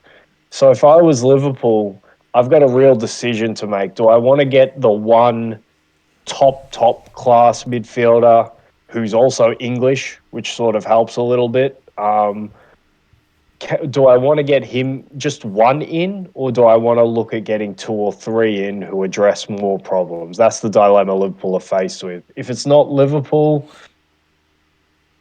I'd be Do you scared if Man do you really City can bring see him. Liverpool spending like 100 mil on him or 150? Because Declan Rice apparently is 150. Yeah, that's So do you ridiculous. see Liverpool Liverpool not spending that? 150. Yeah. If it's 100 million euros, if it's a little bit more than what we paid for Darwin, I can see it just. Although Liverpool aren't that kind of spending club, I don't think, but I guess they've changed that somewhat with the Darwin signing. But like I said, the only reason I can't see it is because I think if you have your head screwed on properly, you would see that there's more than just one position in midfield that needs replacing. Thiago's getting on, and you can't be relied upon. Henderson, already touched on, looks old. Fabinho's not in good form this season. I hope that changes around. But yeah, you could say they need two or three central midfielders. So it might be a better idea to put 100 million towards getting two or three good, one very good, a couple of good central midfielders, rather than the one on Bellingham, even though Bellingham sort of fits perfectly for Liverpool. So if it's not Liverpool, I don't know. I don't know if it's not Liverpool. It scares me because City might have a really good chance if Or it's not Chelsea? Liverpool. And that's, yeah, yeah, it depends where Chelsea are as well, though, come the end of the season. United as well have the funds to get him.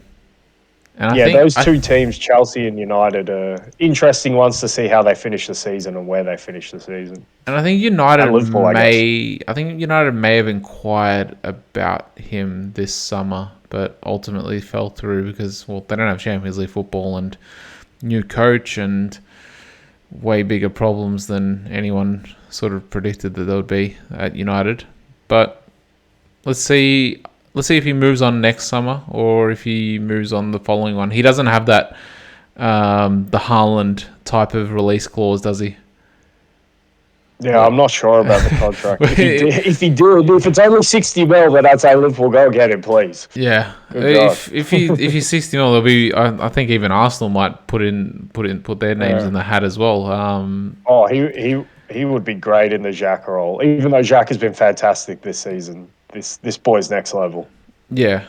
Well, let's see where he goes, and hopefully no injuries come his way. But look, that's enough Champions League, I'm guessing. Yeah, that's good, man. All right.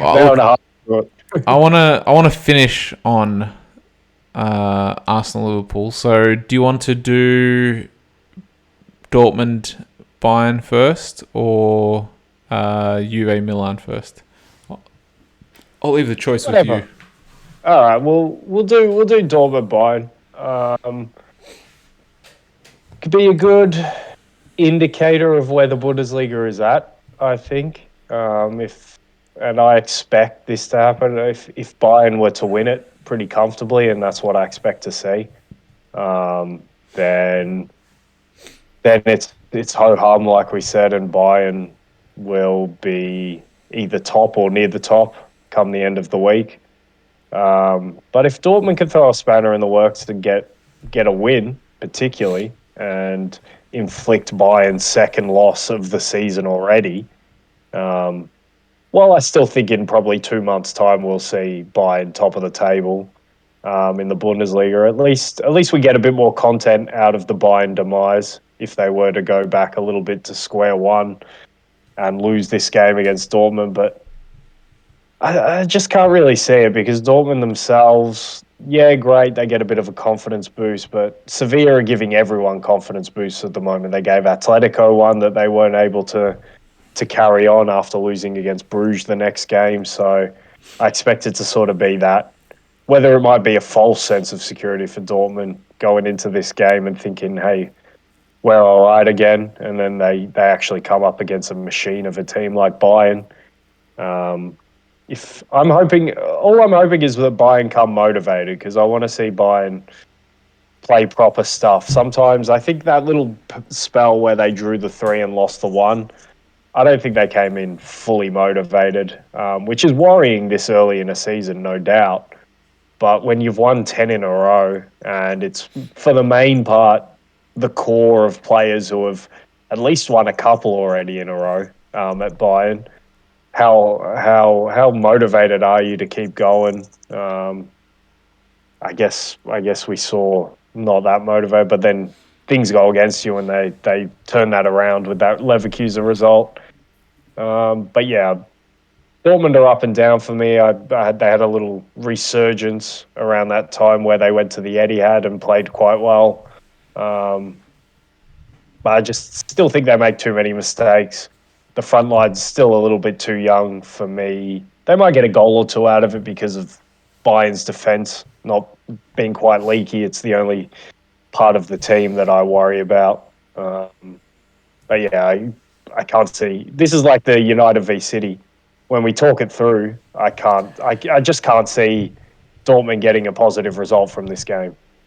I think that's a perfect way to summarize it. United City, like it just seems that way because like Dortmund just seem like they're a good team still, but they seem a lot weaker to years gone by. Whereas Bayern are just still on that same level or just a little bit below it. Just because defensively they're not as strong, but like in midfield and attack, like they're still as strong as what they were last year or even the year before. And it's interesting now. You got the battle of the Wunder kids, Musiala and Bellingham, And it's interesting as well because Musiala could have played for England but chose Germany. So, you got one guy that, he's English, German, playing for Germany. One guy, I think they're the same age as well, aren't they? So, so that could be like one of those narratives for like in years to come, depending on, maybe more on the international stage if Bellingham does move to the Premier League.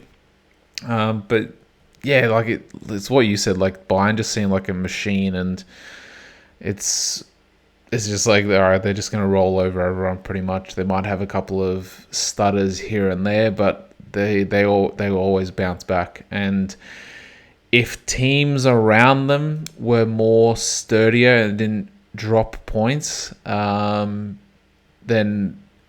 these stutters that Bayern do have, they would be a lot, what was I going to say, like a lot more pronounced. Yeah, more pronounced or a lot more costly.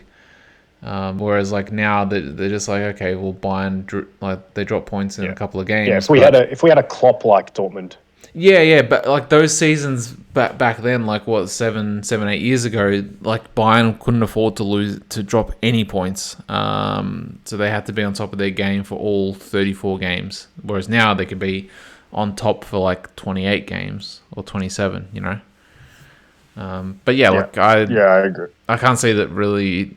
Like even though they're playing at Dortmund, I can only really see Bayern continuing on their form, their run of form, and getting the win. Yeah, and I guess at least playing at Dortmund throws that spanner in the works. So the atmosphere should be fantastic, as it always is there. I think a good idea, we won't do it now because we're at 1 hour 36, but I think we should probably do a little segment on one of the pods about the wonder kids coming through, and maybe evaluate, and we'll go through them because I think your narrative point about Musiala v Bellingham is a really good one, because those two players are both exceptional, and maybe if we did a little segment about that, we could pit those two up against each other and see who each of us would take if we were starting a team. We could do a draft sort of thing. I think there's good ideas with this new generation of players that we could touch on in like their own special segment, because I've got some thoughts on a lot of those young players, because I just think they're so fantastic. A lot of these players, they're so good. They're so young as well. These guys are 19, both of them. It's crazy. Well, isn't hang on.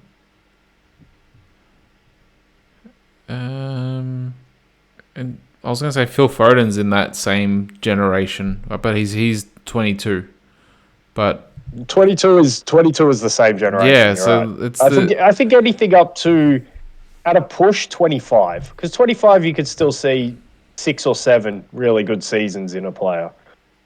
Mbappe's 23, but he's turning 24 this year. So would you put him in the same generation? Yeah, in December. But yeah, definitely. Up to 25. I would say up to 25 is same generation. So at a stretch, you've got your Theo Hernandez, your Nkukus. Players like that are still in this generation for me. But yeah, like it's insane. So you got like the Musiala and Bellingham. You got Haaland and Mbappe, Phil Foden as well. Vlahovic is only 22. Yeah. Vinicius is only 23 or 24. I think Rodrigo as well. Odegaard, I think he's only 22 as well. Because he came out so young as well. He came at 15, I think, to Real Madrid. Yeah. And then you got Saka as well, Martinelli. It's insane, like how many young players. Pedri, Gavi, if you want to throw. I don't quite put Gavi in the same class, but he's even younger than Pedri, isn't he? Like a year I know, younger. Yeah, he's so young. So, but yeah, like there's so many of these exceptional young players coming through. It's something that we could like maybe do an under 25s World 11 or something. But like I can't be stuck doing 3 teams. Let's just keep it to 1 team each. No. We won't have enough for 3 teams. That's fine. Yeah, I think a draft would be the best. We put them all, we list them all, and then we go one by one. How old is Darwin Núñez? I think he's only 23, 22. Rafael Leao, we didn't mention. I think he's only 23. Nunez is 99, so 23 years old. Yeah. Yeah. So like, just crazy. This generation really has real big potential. you could even throw in Luis Diaz in there as well. 25. Luis Diaz. I think Ruben Diaz as well is cheeky young. I think he's like 24, 25 as well. The Lit, I think, is still pretty young as well. I think Cancelo as well, isn't he? Yeah, it's nuts. We have to give him the whole segment because they deserve a whole segment. No, Cancelo's 28. Never mind. He's our generation. He's an old fart like us. 28 years old and already be called an old fart. But yeah, look, let's move on to AC Juve. How is it at Juve or I think it's at Juve, isn't it? Man, I need to go to Italy before they knock down the San Siro. Well, this one's at the San Siro, so yeah, it's at San Siro. Just after the pod, just get yourself over. Yeah, I'll hire a car or something. But one of Tiff's like family friends, he went to the Dinamo AC Milan game, and he showed me some footage of that he took at San Siro, and like he showed me the museum. There's a museum there as well, like has all these shirts of like Pele, Maradona, all this stuff. Like it's insane how much history there is in that club, and it actually looks. I think I said it last podcast. Like, man, I would kill to have that stadium here in Croatia, and they're knocking it down. And it's just like, I remember back in FIFA 98, they would actually show, like, you know how you'd pick your team and then you pick like the match conditions and stuff. It would actually show a picture of the stadium that you wanted to play at. Right, so like an actual live photo, it'll show it like so sick. Like it wouldn't just say San Siro, like it was an actual photo there of the San Siro, and like you get to see like all the stadiums that they had in it. Like I feel the game was more richer back then than what it is now. Because anyway, but like I remember that was always my, like, as a 6-year-old seeing the San Siro, I was like that out of all the stadiums in the game, that is the most beautiful stadium. Just that Italian architecture. Well, for all the Pro Evo players, it's the Lombardi Coliseum. Yeah, but yeah, like I've always loved that stadium, and at the end of the season they're knocking it down. So I really need to try and make an excuse. Well, that can be my excuse to go to Italy and go to either an Inter game or an AC Milan game. So I need to really research that. And then you could report your your trip to the San Siro on the pod. Well, I can always upload images or videos to our Twitter account. So guys, make sure that you're following On The Pod. I think it's On The Pod podcast, because someone already took On The Pod on Twitter. So look us up, follow us. Give us a like, give us a mention, tweet at us, and one of us will tweet you back. Yeah, all that good stuff. Get that social media presence going. But yeah, look, Milan, Juve. You got one team that's before the injuries. I was going to say one team that's like just sort of cruising along and like from last season and picking up win after win, and looks to be like they're not a certainty to win, but I guess the favourite against a Juve team that's really struggling, that just can't click, it seems. So how do you see this one going down? Because it seems like both teams have their own issues, different issues, but they have issues. I think with the injuries, this game becomes a really even game. Probably a good thing for Milan being at home, obviously. But, with the injuries, I think these teams become, especially from what we saw with Milan at Stamford Bridge, these two teams become a lot more level than if Milan had their full-strength team, because there's no doubt I'd agree with your little summary of what the season has been like so far. But now we've got that different dimension of the Milan injuries, just making everything a little bit more level. And I think this is a great chance for Juve to get a positive result. I think a win in this game would be somewhat of a statement, and maybe say, look, we're not quite out of trying to challenge for the Scudetto, but like I agree with that. The Juve have been so inconsistent and just can't click. And like I've been saying, anytime we touch on the Juve topic, it's everything will be on the shoulders of Dusan Vlahovic, who has hit a little bit of a rougher patch in more recent weeks, missing a few chances, particularly in that game against Maccabi Haifa in midweek. But I guess Juve won their last Serie A game and then they won in midweek in the Champions League, so they could have a bit of a roll-on effect, and Milan's confidence could be crushed a little bit after the result at Stamford Bridge. So, but if it depends on what kind of Theo Hernandez we get in this game, and how much of a difference he can make. Personally, I hope Milan win because I just think they're a much better side, and if these injuries aren't too detrimental to their season, I still put them as favourites to win Serie A again, because I just think they have the most quality and obviously now the most know-how in terms of, because they've already won it last season. Even though Napoli could be a better side than them, we've already talked about Napoli, how they love to mess things up right at the end. So that's why I would still put Milan as favourites. But this game is a big test for them, and not a must-win because it's so early in the season, but a really crucial game for Milan to put themselves. They're 3 points behind Napoli at the moment. They don't want to end the weekend 5 or 6 behind them, that's for sure, because this Napoli team is just rolling. The good news is as well, Atalanta and Udinese play each other, who are second and third. So at least one of those teams has to drop points as well. So if Milan were able to get a win in this game, they could go level with Atalanta or they could go above Udinese. So yeah, really important game for both teams, no doubt, even though it's an early season game. We know the rivalry between these two teams as well.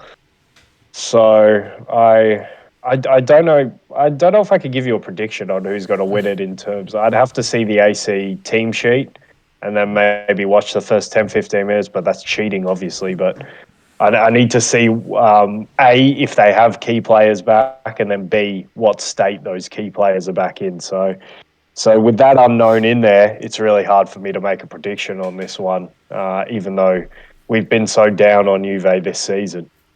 It's interesting you mentioned like the points tallies of the standings, because Juve's right now 7th on 13 points, and AC Milan's 5th on 17, but like equal 4th because Lazio also has 17. But like if Juve lose, then and Napoli win, then they're 10 points behind first. So it has, I think it has bigger implications for Juve's season. It's definitely a much more important game for Juve than what it is. Like, it's an important game for both of them, but like it has bigger implications for Juve just because they've already dropped points leading into this game. Like, they already have 4 draws and 1 loss. So that's 5 games essentially that they've dropped points in, but like 4 games. I guess one of those is that that VAR robbery, which That's crazy. so like they should have been heading into this game on 15 points, but it is what it is. Who knows if they'll ever? Do you think they'll ever retroactively reverse results? Like, because now VAR's in it, so like, and it's something like that where like it was literally at like just before the ref had to blow the final whistle. Do you think something like that they could do it or no?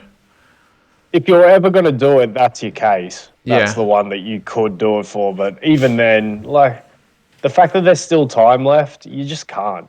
I just don't think you can, because like it just changes everything if that's all of a sudden a goal. I know the likelihood is that the opposition aren't going to score after that, but like But do you it think should have been a win. do you But think I don't think you can go around giving results. Do you think something should be done though? Like, should the game be replayed in total, or because that is it's such a big injustice. Like, it's not that VAR like it's a bigger injustice than that handball that wasn't given against Inter Milan Barca. Like this is like insane of how big. I don't think I've seen a bigger injustice in recent memory. Because like to completely like for VAR for a tool that's meant to aid refs in making the right decisions, for VAR to completely miss a player that's standing, defending the short corner and keeping everyone on side, for them to miss him, like I don't know, like should they replay it? Like it might happen once or twice a season, if that. But I don't know. Do you think that like a replay is the most fair outcome rather than this? It's a really interesting question because without VAR, that's a goal, isn't it? This wouldn't be. The ref didn't flag offside, VAR, did he? Even if they rule out the goal and the linesman gets it wrong, but the linesman didn't flag, did he? No, but I'm just saying. Let's just say that we don't have VAR, and then they raise their flag and they disallow the goal. It's not a talking point anymore because back in the day, without without VAR, human error just happened all the time. So you just have to accept that. So we're not talking about replays. We're not talking about we might be talking about injustice because it's a wrong decision, but we're over it by now. With VAR, the tool that is meant to be getting this right, and then put so much scrutiny on it because they've gone through all these VAR angles, and then you get the last angle, and it's just like, well, why did you not look at this? It's crazy to think that this tool, like you say, that's meant to help them, has caused this kind of controversy, and we're still talking about it. Like a month after it happened? It's mental. In terms of what you can do to rectify it, I don't know. Like it's funny because the fact that it is VAR, you can see how unjust it is, but at the same time, I don't know. I think you just have to bear it. And if we get to a point where Juve are trying to get into top 4 and they miss out by a point, you better believe that we're going to hear about this at the end of the season. Yeah. Speaking of VAR, did you notice in the Champions League games they're trialing that semi-automated. Yeah, the semi-automated offsides. It feels like they get there quicker with that. Yeah, because the lines are drawn automatically. But can we rely on the accuracy of it though? That's the thing. No, I think it's the most accurate thing that we have. But I still just hate the fact that we're chalking off goals for toes and toenails and sleeves. I still hate that. What kind of advantage is the attacker actually gaining from being the spirit of the law is to gain an advantage. Like for me, that's negligible. Why are we chalking off great goals for this bullshit? Like the tip of my sleeve was offside. Get fucked. What are we talking about? The one that I love is you're calling for the ball to in a certain direction. We saw so many of them last season. And so like your arm is obviously extended, and then because I think you can score, is it just above the bicep you can still score with? It goes to your sleeve now, I think. Yeah. So pretty much with the bicep you can score. Yeah. Really? So they made that allowance. Okay, so like that. So that means when you extend your arm, you. Yeah, they got to take that into account. That's such bullshit. It's so stupid as well. Like who's actually gonna? Oh man, I've said it before. I'll say it again. Just have one replay. Don't draw any lines. Have the best possible angle for the replay one time. If you can tell that a clear and obvious error was made, then reverse the decision. But if you can't, just go with on-field decision. No, but you know what else? It's that easy. You know what else? The VAR is like exposing bad refs though as well. Like it is exposing them to such a degree that you're just like, how the hell is this guy a professional referee in the Premier League, or you don't see it so much in the Champions League, but especially in the Premier League. Like, how the hell is this guy getting like a couple of £1,000 for refereeing this game, like as a job? Like, oh man, and then not just the referees, all more so the guys at Stockley Park that are conducting VAR. Them, wow, man, they're so bad, and when you see like their like how they don't even explain how they're interpreting things, but you're just like, even us as amateur footballers, when we can see that something's completely wrong, you're just like, how the hell are they ruling for or against this? It's insane. Like, just get former players to be like there as an assistant, a VAR assistant or something like that, like just so that they can add context to a certain situation, because like just put someone like that in there as well. It's just finishing on this one. Simple question. Yes or no answer. VAR. Yes or no?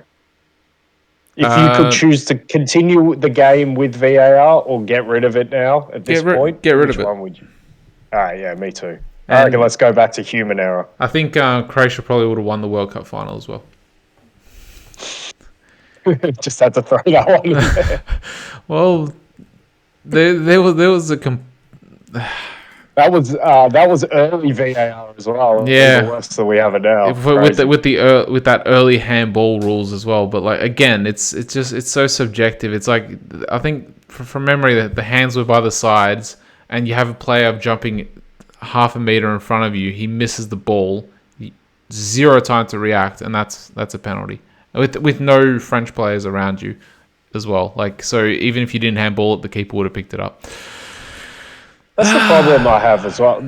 Just to finish, the problem I have is like, why is VAR in the game? To get things right. Well, yeah. Nearly every decision, and like everyone talks about offsides. It's like, no, that is matter of fact. He's offside, he's not. Okay, I kind of get that, but at the same time, like I just said, that's not the spirit of the law. So even I can put a subjective twist on offsides as well. So like, to get things right, there's never a right. Everyone sees everything differently. So let's just go back to like being able to celebrate goals. That's the main thing for me. Because when I watch football, I can't celebrate goals anymore. Like, you've got to wait. Oh, this one, something might have happened in the build-up. Yeah. Someone might be offside. We've got to wait. We can't celebrate. You see more supporters celebrating disallowed goals than you see celebrating goals now. It's just madness. So, like, for me, that's the big reason. We got to allow people to celebrate goals again. And like, VAR had the potential to be used really well, but the way they've I don't know, they've gone into the nitty gritty with it. Yeah, they've misused it terribly. It's clear and obvious.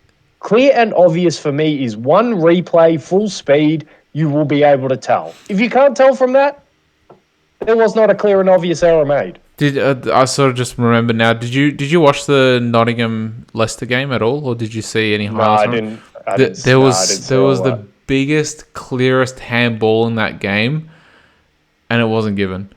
It's just so like, inconsistent. This was like a much clearer handball than the Barca Inter one. And it was actually like a shot. I think it was Barnes that shot to like at goal, and the player had his like hand like up here, like really like above his head and everything, and the ref gives a corner. Like, all right, so like, where did if it didn't hit his head, it didn't hit his body, and you're giving a corner. How the hell is it not a handball? And the shot was on target as well. Like, I have no idea how that wasn't ruled. But look, again, another small segment on VAR. And I guess that will perfectly lead us into the final game. Unless you want to touch quickly on any other games that might pique your interest in the Premier League or around the leagues before we finish with the main event. Not particular. I think it'll be remiss of us not to mention Everton's good form. Yeah. And who are they playing this weekend again? United. Yeah, so that has the potential. We can see how United bounce back if they do after the 6-3. If they can go back to playing the same way they were playing when they were having their little run. But that will be a test because Everton are in good form and are keeping clean sheets and have been defensively solid in recent weeks. So that might not be a game that United wanted to see particularly, being asked to maybe break a team down. I don't know if there were any other games from the Premier League either, apart from the big one, obviously. But yeah, Brighton I Tottenham mean, could potentially be decent, but then like what you said earlier in the pod, do you really want to like use your time to watch Tottenham? they'll be low on my list. They might get a full 90 watch, just because I know I watched a bit of Brighton against Liverpool last week, but I still want to watch a bit more of them. See if we, in the same way we'll ask you about Potter putting his stamp on Chelsea. Let's see if we can see De Zerbi putting his stamp on Brighton. And obviously, you've got the potential to watch Harry Kane and Son, who are not playing in an attacking team, but they can have their moments of brilliance. So that could be fun to watch. But yeah, you're right, Tottenham. Tottenham as a team, not a good product to watch.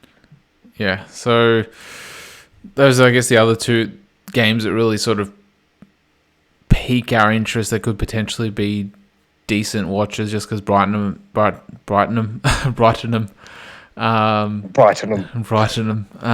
that probably is a place in England, to be fair, because Brighton are playing, they're playing pretty good, you know. Yeah, definitely. Yeah, so it could be an interesting watch. But the only thing is, like, for someone like me who can watch the game live and not like at 3 a.m. or 4 a.m. in the morning, do I want to watch that, or do I want to watch one of the two games from either Italy or Germany? So yeah. Well, it depends which game from Germany, but Well, Dortmund Italian games are Bayern. normally pretty good. Oh, well, yeah, then you want to watch that. They're all on at the same time. They're like 6 o'clock, 6:30 kickoffs for those three games. But yeah, look, let's get into the nitty gritty of the juicy main event. Arsenal v Liverpool. A slightly struggling Liverpool. Liverpool is trying to find a little bit of form, and an Arsenal team that's flying high on form, which has massive implications for either team. If Arsenal win, I believe they go 14 points above Liverpool. If you guys win, it could be potentially the start of a run just before the World Cup. That could sort of bring you back within a title challenge. Because, look, last season, last season, a lot of people, everyone was writing off Liverpool. And I said, albeit you did have games in hand, I think you might have games in hand because of the Queen's death. You might have 2 games in hand. So you guys were 14 points off City. And I was saying, because you have 2 games in hand over City, that's 8 points really if you can win both of those games. And I can see, I'm not writing you guys off yet because everyone was ready to write you guys off in January. So I'm not writing you guys off yet just because it's Liverpool.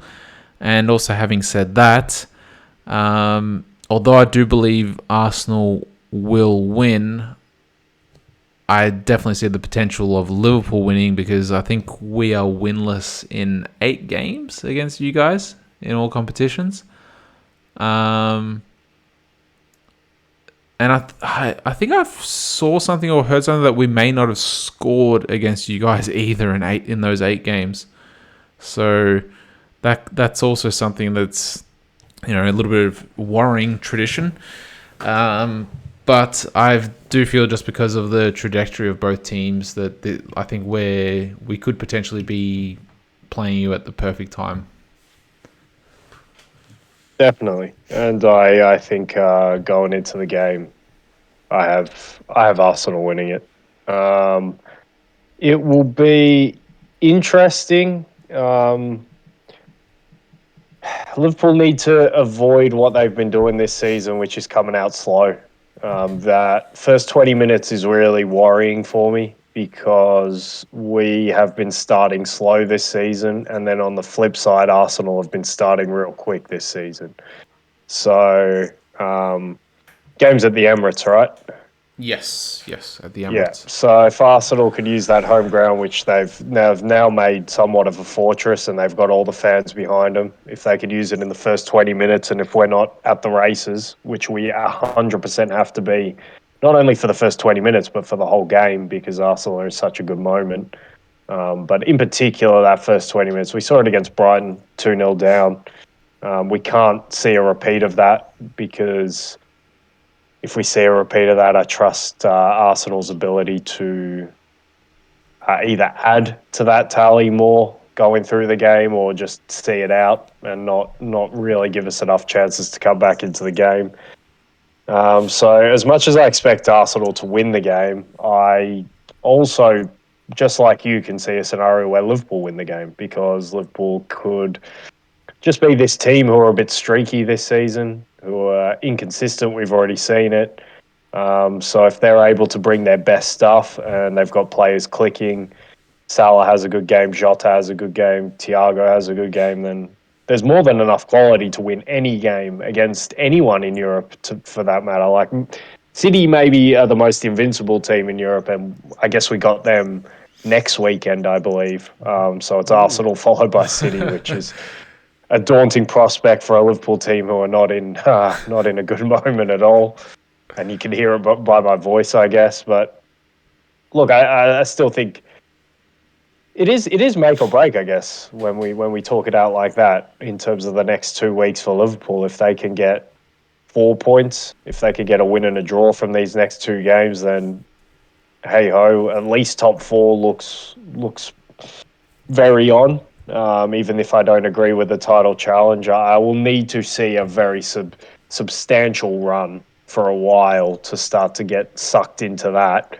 But you're right; this could be the start of it, because taking down a team like Arsenal at the Emirates, who are playing the way they're playing at the moment, would be a fantastic scalp and would be a fantastic confidence booster for a team who I think needs confidence, which is funny to say given how last season played out for Liverpool. But I guess the ending to last season battered us a bit, and then maybe made us feel in our legs and in our physicality how taxing last season was. I think if you come away and you've won the Premier League and the Champions League in those last couple of matches, then I don't think these players feel how taxing last season was. But the fact that you don't win the two major ones, I think really makes you feel. I know there's a whole preseason in there. I know I might be clutching at excuses, Klopp style there, but to play every game competitively in a season does take its toll, and I think we're seeing the effects of that. That's one factor. There's a lot of factors. The main one being Liverpool just simply haven't been good enough this season. But yeah, the containment battle, can Arsenal push Liverpool back? Because I don't think that's a question we asked when it came to Arsenal against Tottenham, because we knew Tottenham would just naturally sit back anyway. In this game, Arsenal are going to have to actually put Liverpool back because Liverpool aren't going to want to sit back. Can they do that? And then if they can do that, can they keep Liverpool back? Or are Liverpool going to be able to get out on the break? Now, Liverpool are not as good at Tottenham as getting out of that pressure. I think once Liverpool start to sit back, they can be pushed back for longer periods. Whereas Tottenham are more adept at, if they get a chance to break out, they're better at breaking out and using that chance. Which is funny because I think Liverpool definitely have the personnel to sit back a little bit more and hit on a counter with Luis Diaz, Diogo Jota, Darwin Nunez, Mo Salah. I think all those players would be great in the counter-attacking side. So it's weird that we're not really prolific on counter-attacks. Maybe that will be part of a reinvention as well. Be interesting to see if we play the 4-2-3-1 again as well. But yeah, on form, on the way they're playing, I see Arsenal winning this one. It's definitely gonna be an interesting one because I think I've mentioned this numerous times, and when it comes to like these title races or top four battles between teams, like I mentioned, going into the Tottenham Arsenal game, Tottenham took 6 points off City and took 2 points off Liverpool over the 4 games that they played against both teams, whereas Arsenal took 0 against both teams. But in those games against Liverpool, because we faced you guys 4 times last season, in the League Cup twice, and obviously in the Premier League, and in every game, it seemed like Arsenal was sort of getting a little bit closer to closing the gap. Like as every game went by, like they were getting closer and closer to closing that gap. But obviously Liverpool's class and the season you guys had, like it felt like you overpowered us more so than maybe overpowered / outclassed, due to, I'd say, experience and the amount of time that your team has been together for. But now that this team has been together for, you'd say, essentially a year to 2 years, like the core of the team has been, because Arteta already started building with Martinelli and Saka and Xhaka, like after that FA Cup win. So they've essentially been building for 2 years now, and obviously they've been playing fantastic this season. It needs to be a marker to show that we are ready next season to really challenge for the title. This season, I think, is more of, let's see how close we can get, but next season will be the one where it's like, all right, we finished, for instance, 3rd, or we finished 2nd, or we went half the season battling with City. Next season, let's add 1 or 2 more players. Let's to strengthen the 11, and then let's add 1 or 2 more players to strengthen the squad, and then let's really challenge. Like, let's really make a challenge for the title. But we need to start picking up these points against you guys, and we really need to take advantage of the fact that you guys are struggling at the moment. And we also need to start picking up points off City as well. Like, if we can get a draw against them, that will be a fantastic indication of where we are in our development. Because I still think we're in our development. We're definitely not the finished product. Whereas like last year, like Liverpool were the finished product. City this year, they're the finished product essentially. City for a number of years have been the finished product. And Liverpool as well, they've been the finished product essentially for the last couple of years. Whereas we're still building towards that finished product. So this is going to be a real statement game, I guess, to show where we are in our development. Yeah, no doubt. Because I guess if you look at it, you've played against 2 big sides this season in United and Tottenham, and you're about where you were last season in terms of results in those games. You beat Tottenham at home, which you've done this season, and did you lose to United away? Yeah, last season? Lost. Yeah, 3-2, I think it was. Yeah, so you're on the same pace in terms of against big teams as you were last season. So yeah, you're 100% right there. This is a good test against not the same Liverpool team as last season. So there's that advantage. I just wanted to finish on one thought, which I guess is a loose, it's a half-baked sort of concept idea that I've had. But is Pep Guardiola out here playing 4D chess with the Premier League? And what I mean by that is he seemed pretty willing and pretty happy to sell you 2 players that have made the world of difference to your team this season in Zinchenko and namely Gabriel Jesus. Now, the interesting thing is how much better those 2 players have made Arsenal. I think that's undeniable. Even though Tierney's a good left back in his own right, but Zinchenko gives a different dimension to particularly the possession play. And Gabriel Jesus, I don't need to talk about how much of a revelation. You guys were crying out for a striker, and he looks to fill that role perfectly. But yeah, it's just interesting that Guardiola would sell two players to what should be a rival and what should be a rival in coming years as well, particularly at the left back position because they're not strong, City, in the left back position. So did Guardiola just see it as, hey, I'd rather maybe Arsenal be my challenger if I could get them on a roll and they're a little bit closer, because then maybe has he got something up his sleeve for Arteta? Does he know his weaknesses? Does he know little things that he can exploit? Is he out here playing 4D chess with the Premier League? I don't think so, but it's a little fun half baked idea that I was just thinking, because like when I look at the impact that Zinchenko and Gabriel Jesus have had on this team. It's remarkable, really, because now we're talking about them, rightly so, because they're top of the table as the second best team in England. So, yeah, What just do you a mean fun one to second throw best? out. Come on, City is still better. I'm sorry. Yeah, but that statement makes no sense. Top of the table, but second best team in England.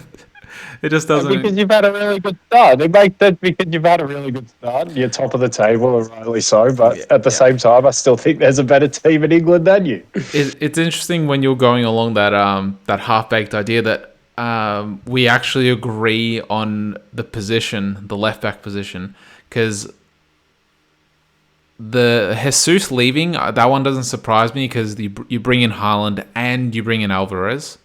And you never really played with a striker anyway. Jesus would always play out wide, so he would never play down the middle. So him leaving, I don't think it bothered Pep so much, but Zinchenko leaving, that is a big one. And I believe he didn't want to give away Zinchenko, and they had to rush to try and buy Cucurella first, which didn't go through, and then they end up signing Sergio Gomez. And I was just about to say I might be being disrespectful to Sergio Gomez, who might become a really good left back in coming years, because like the times he's been asked to play, he looks pretty good. Yeah, but it still seemed like it was a rushed signing. Like they weren't expecting for Zinchenko to leave. And they didn't, and it seemed like they didn't really have an immediate backup. Like for instance, Jesus left, Haaland's in, or Haaland's in, Jesus leaves. Whereas it's like Zinchenko leaves, oh shit, Cucurella's available. Oh crap, it's like 80 mil. No, we're not paying that for a left back. Who else is available? Okay, Sergio Gomez, you said. Yep. Yeah, I think they got him for 12 mil or 10 mil, something like that. So like, yeah, it seemed like it was a little bit rushed. But yeah, it's interesting that you bring up that whole idea that, however, the one counter that I'll have to it is that I'll go back to the Arsenal City game at the Emirates last year, that a draw would have been a fair result, but even if we won, that would have been a fair result as well. But a City win definitely wasn't a fair result. I'm not so sure about the Guardiola has a counter or a plan for Arteta. Like, yes, you could possibly go, oh, yeah, but City beat us 5-0 in the second game of the season, or the third, but Xhaka being Xhaka in early days gets a red card in like after 10 minutes when we're already, I think, 1 or 2-0 down.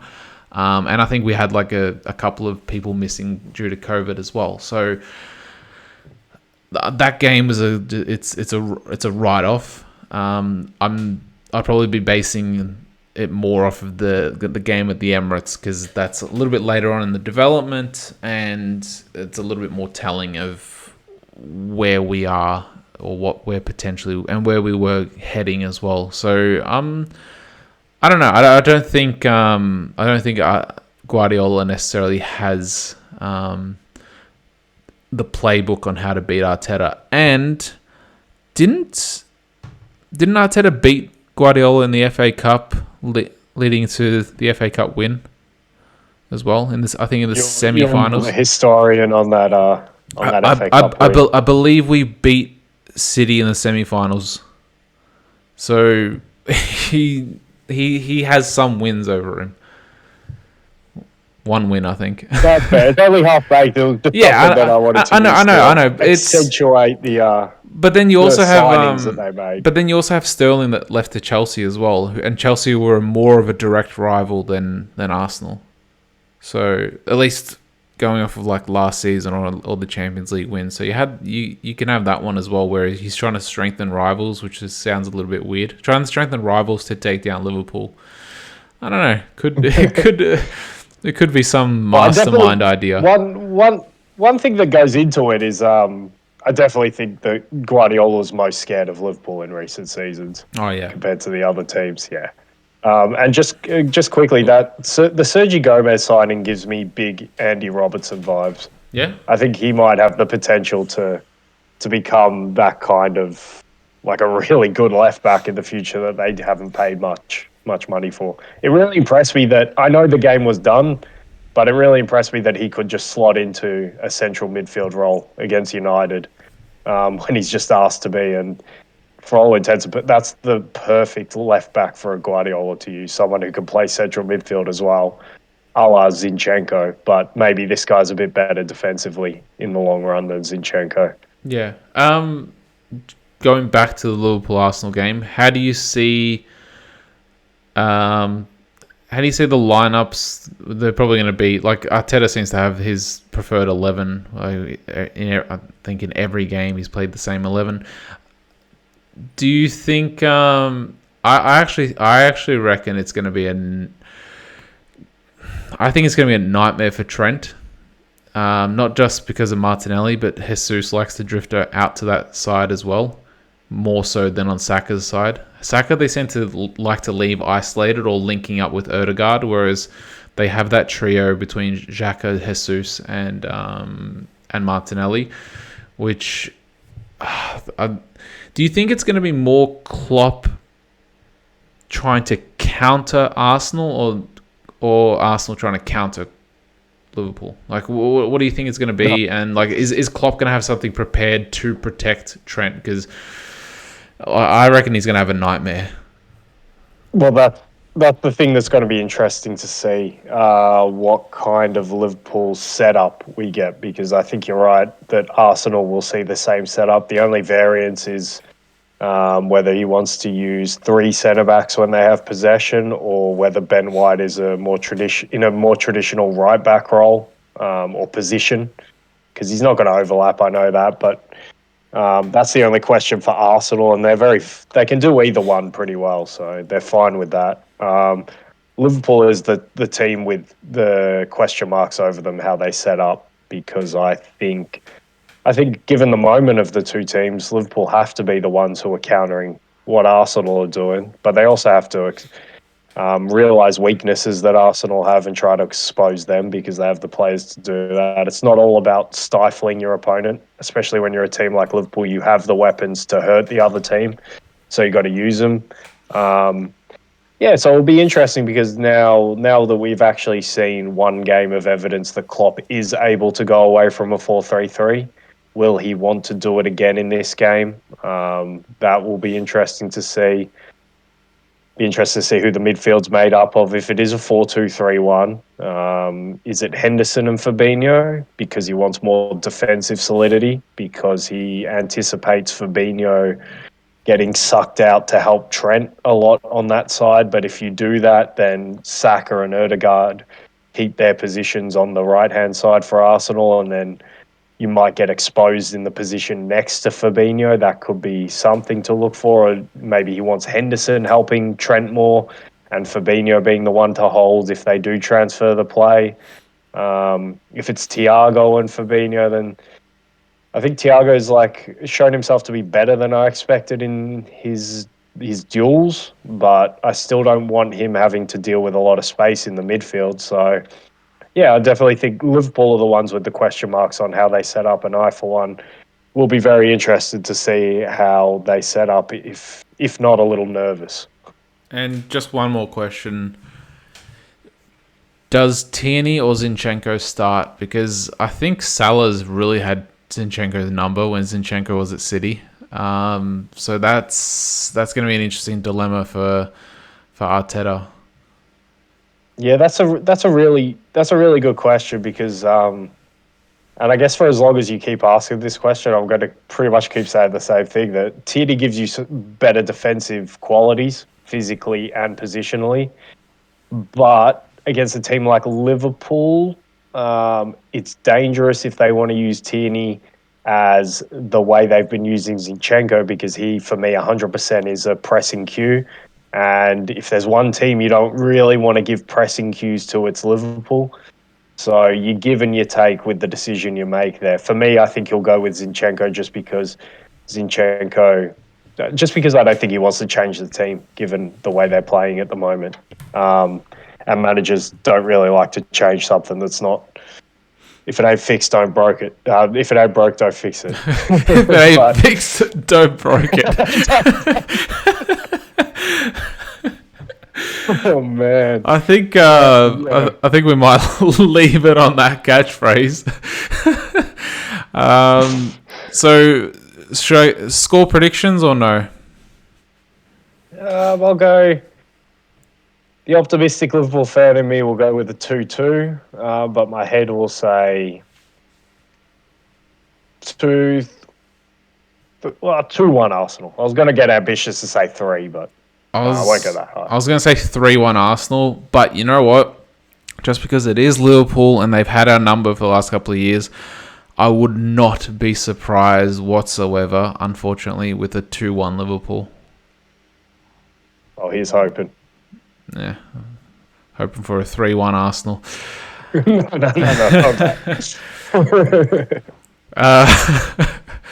Well, what's your catchphrase again? When facts change, opinions change. No, your newest it's not ones. mine, by the way. No, your newest ones, guys. Oh, if it ain't fixed, don't broke it. If it ain't fixed, remember that. Don't broke it, and we'll leave you with that tonight. Thanks for coming, and bye for now.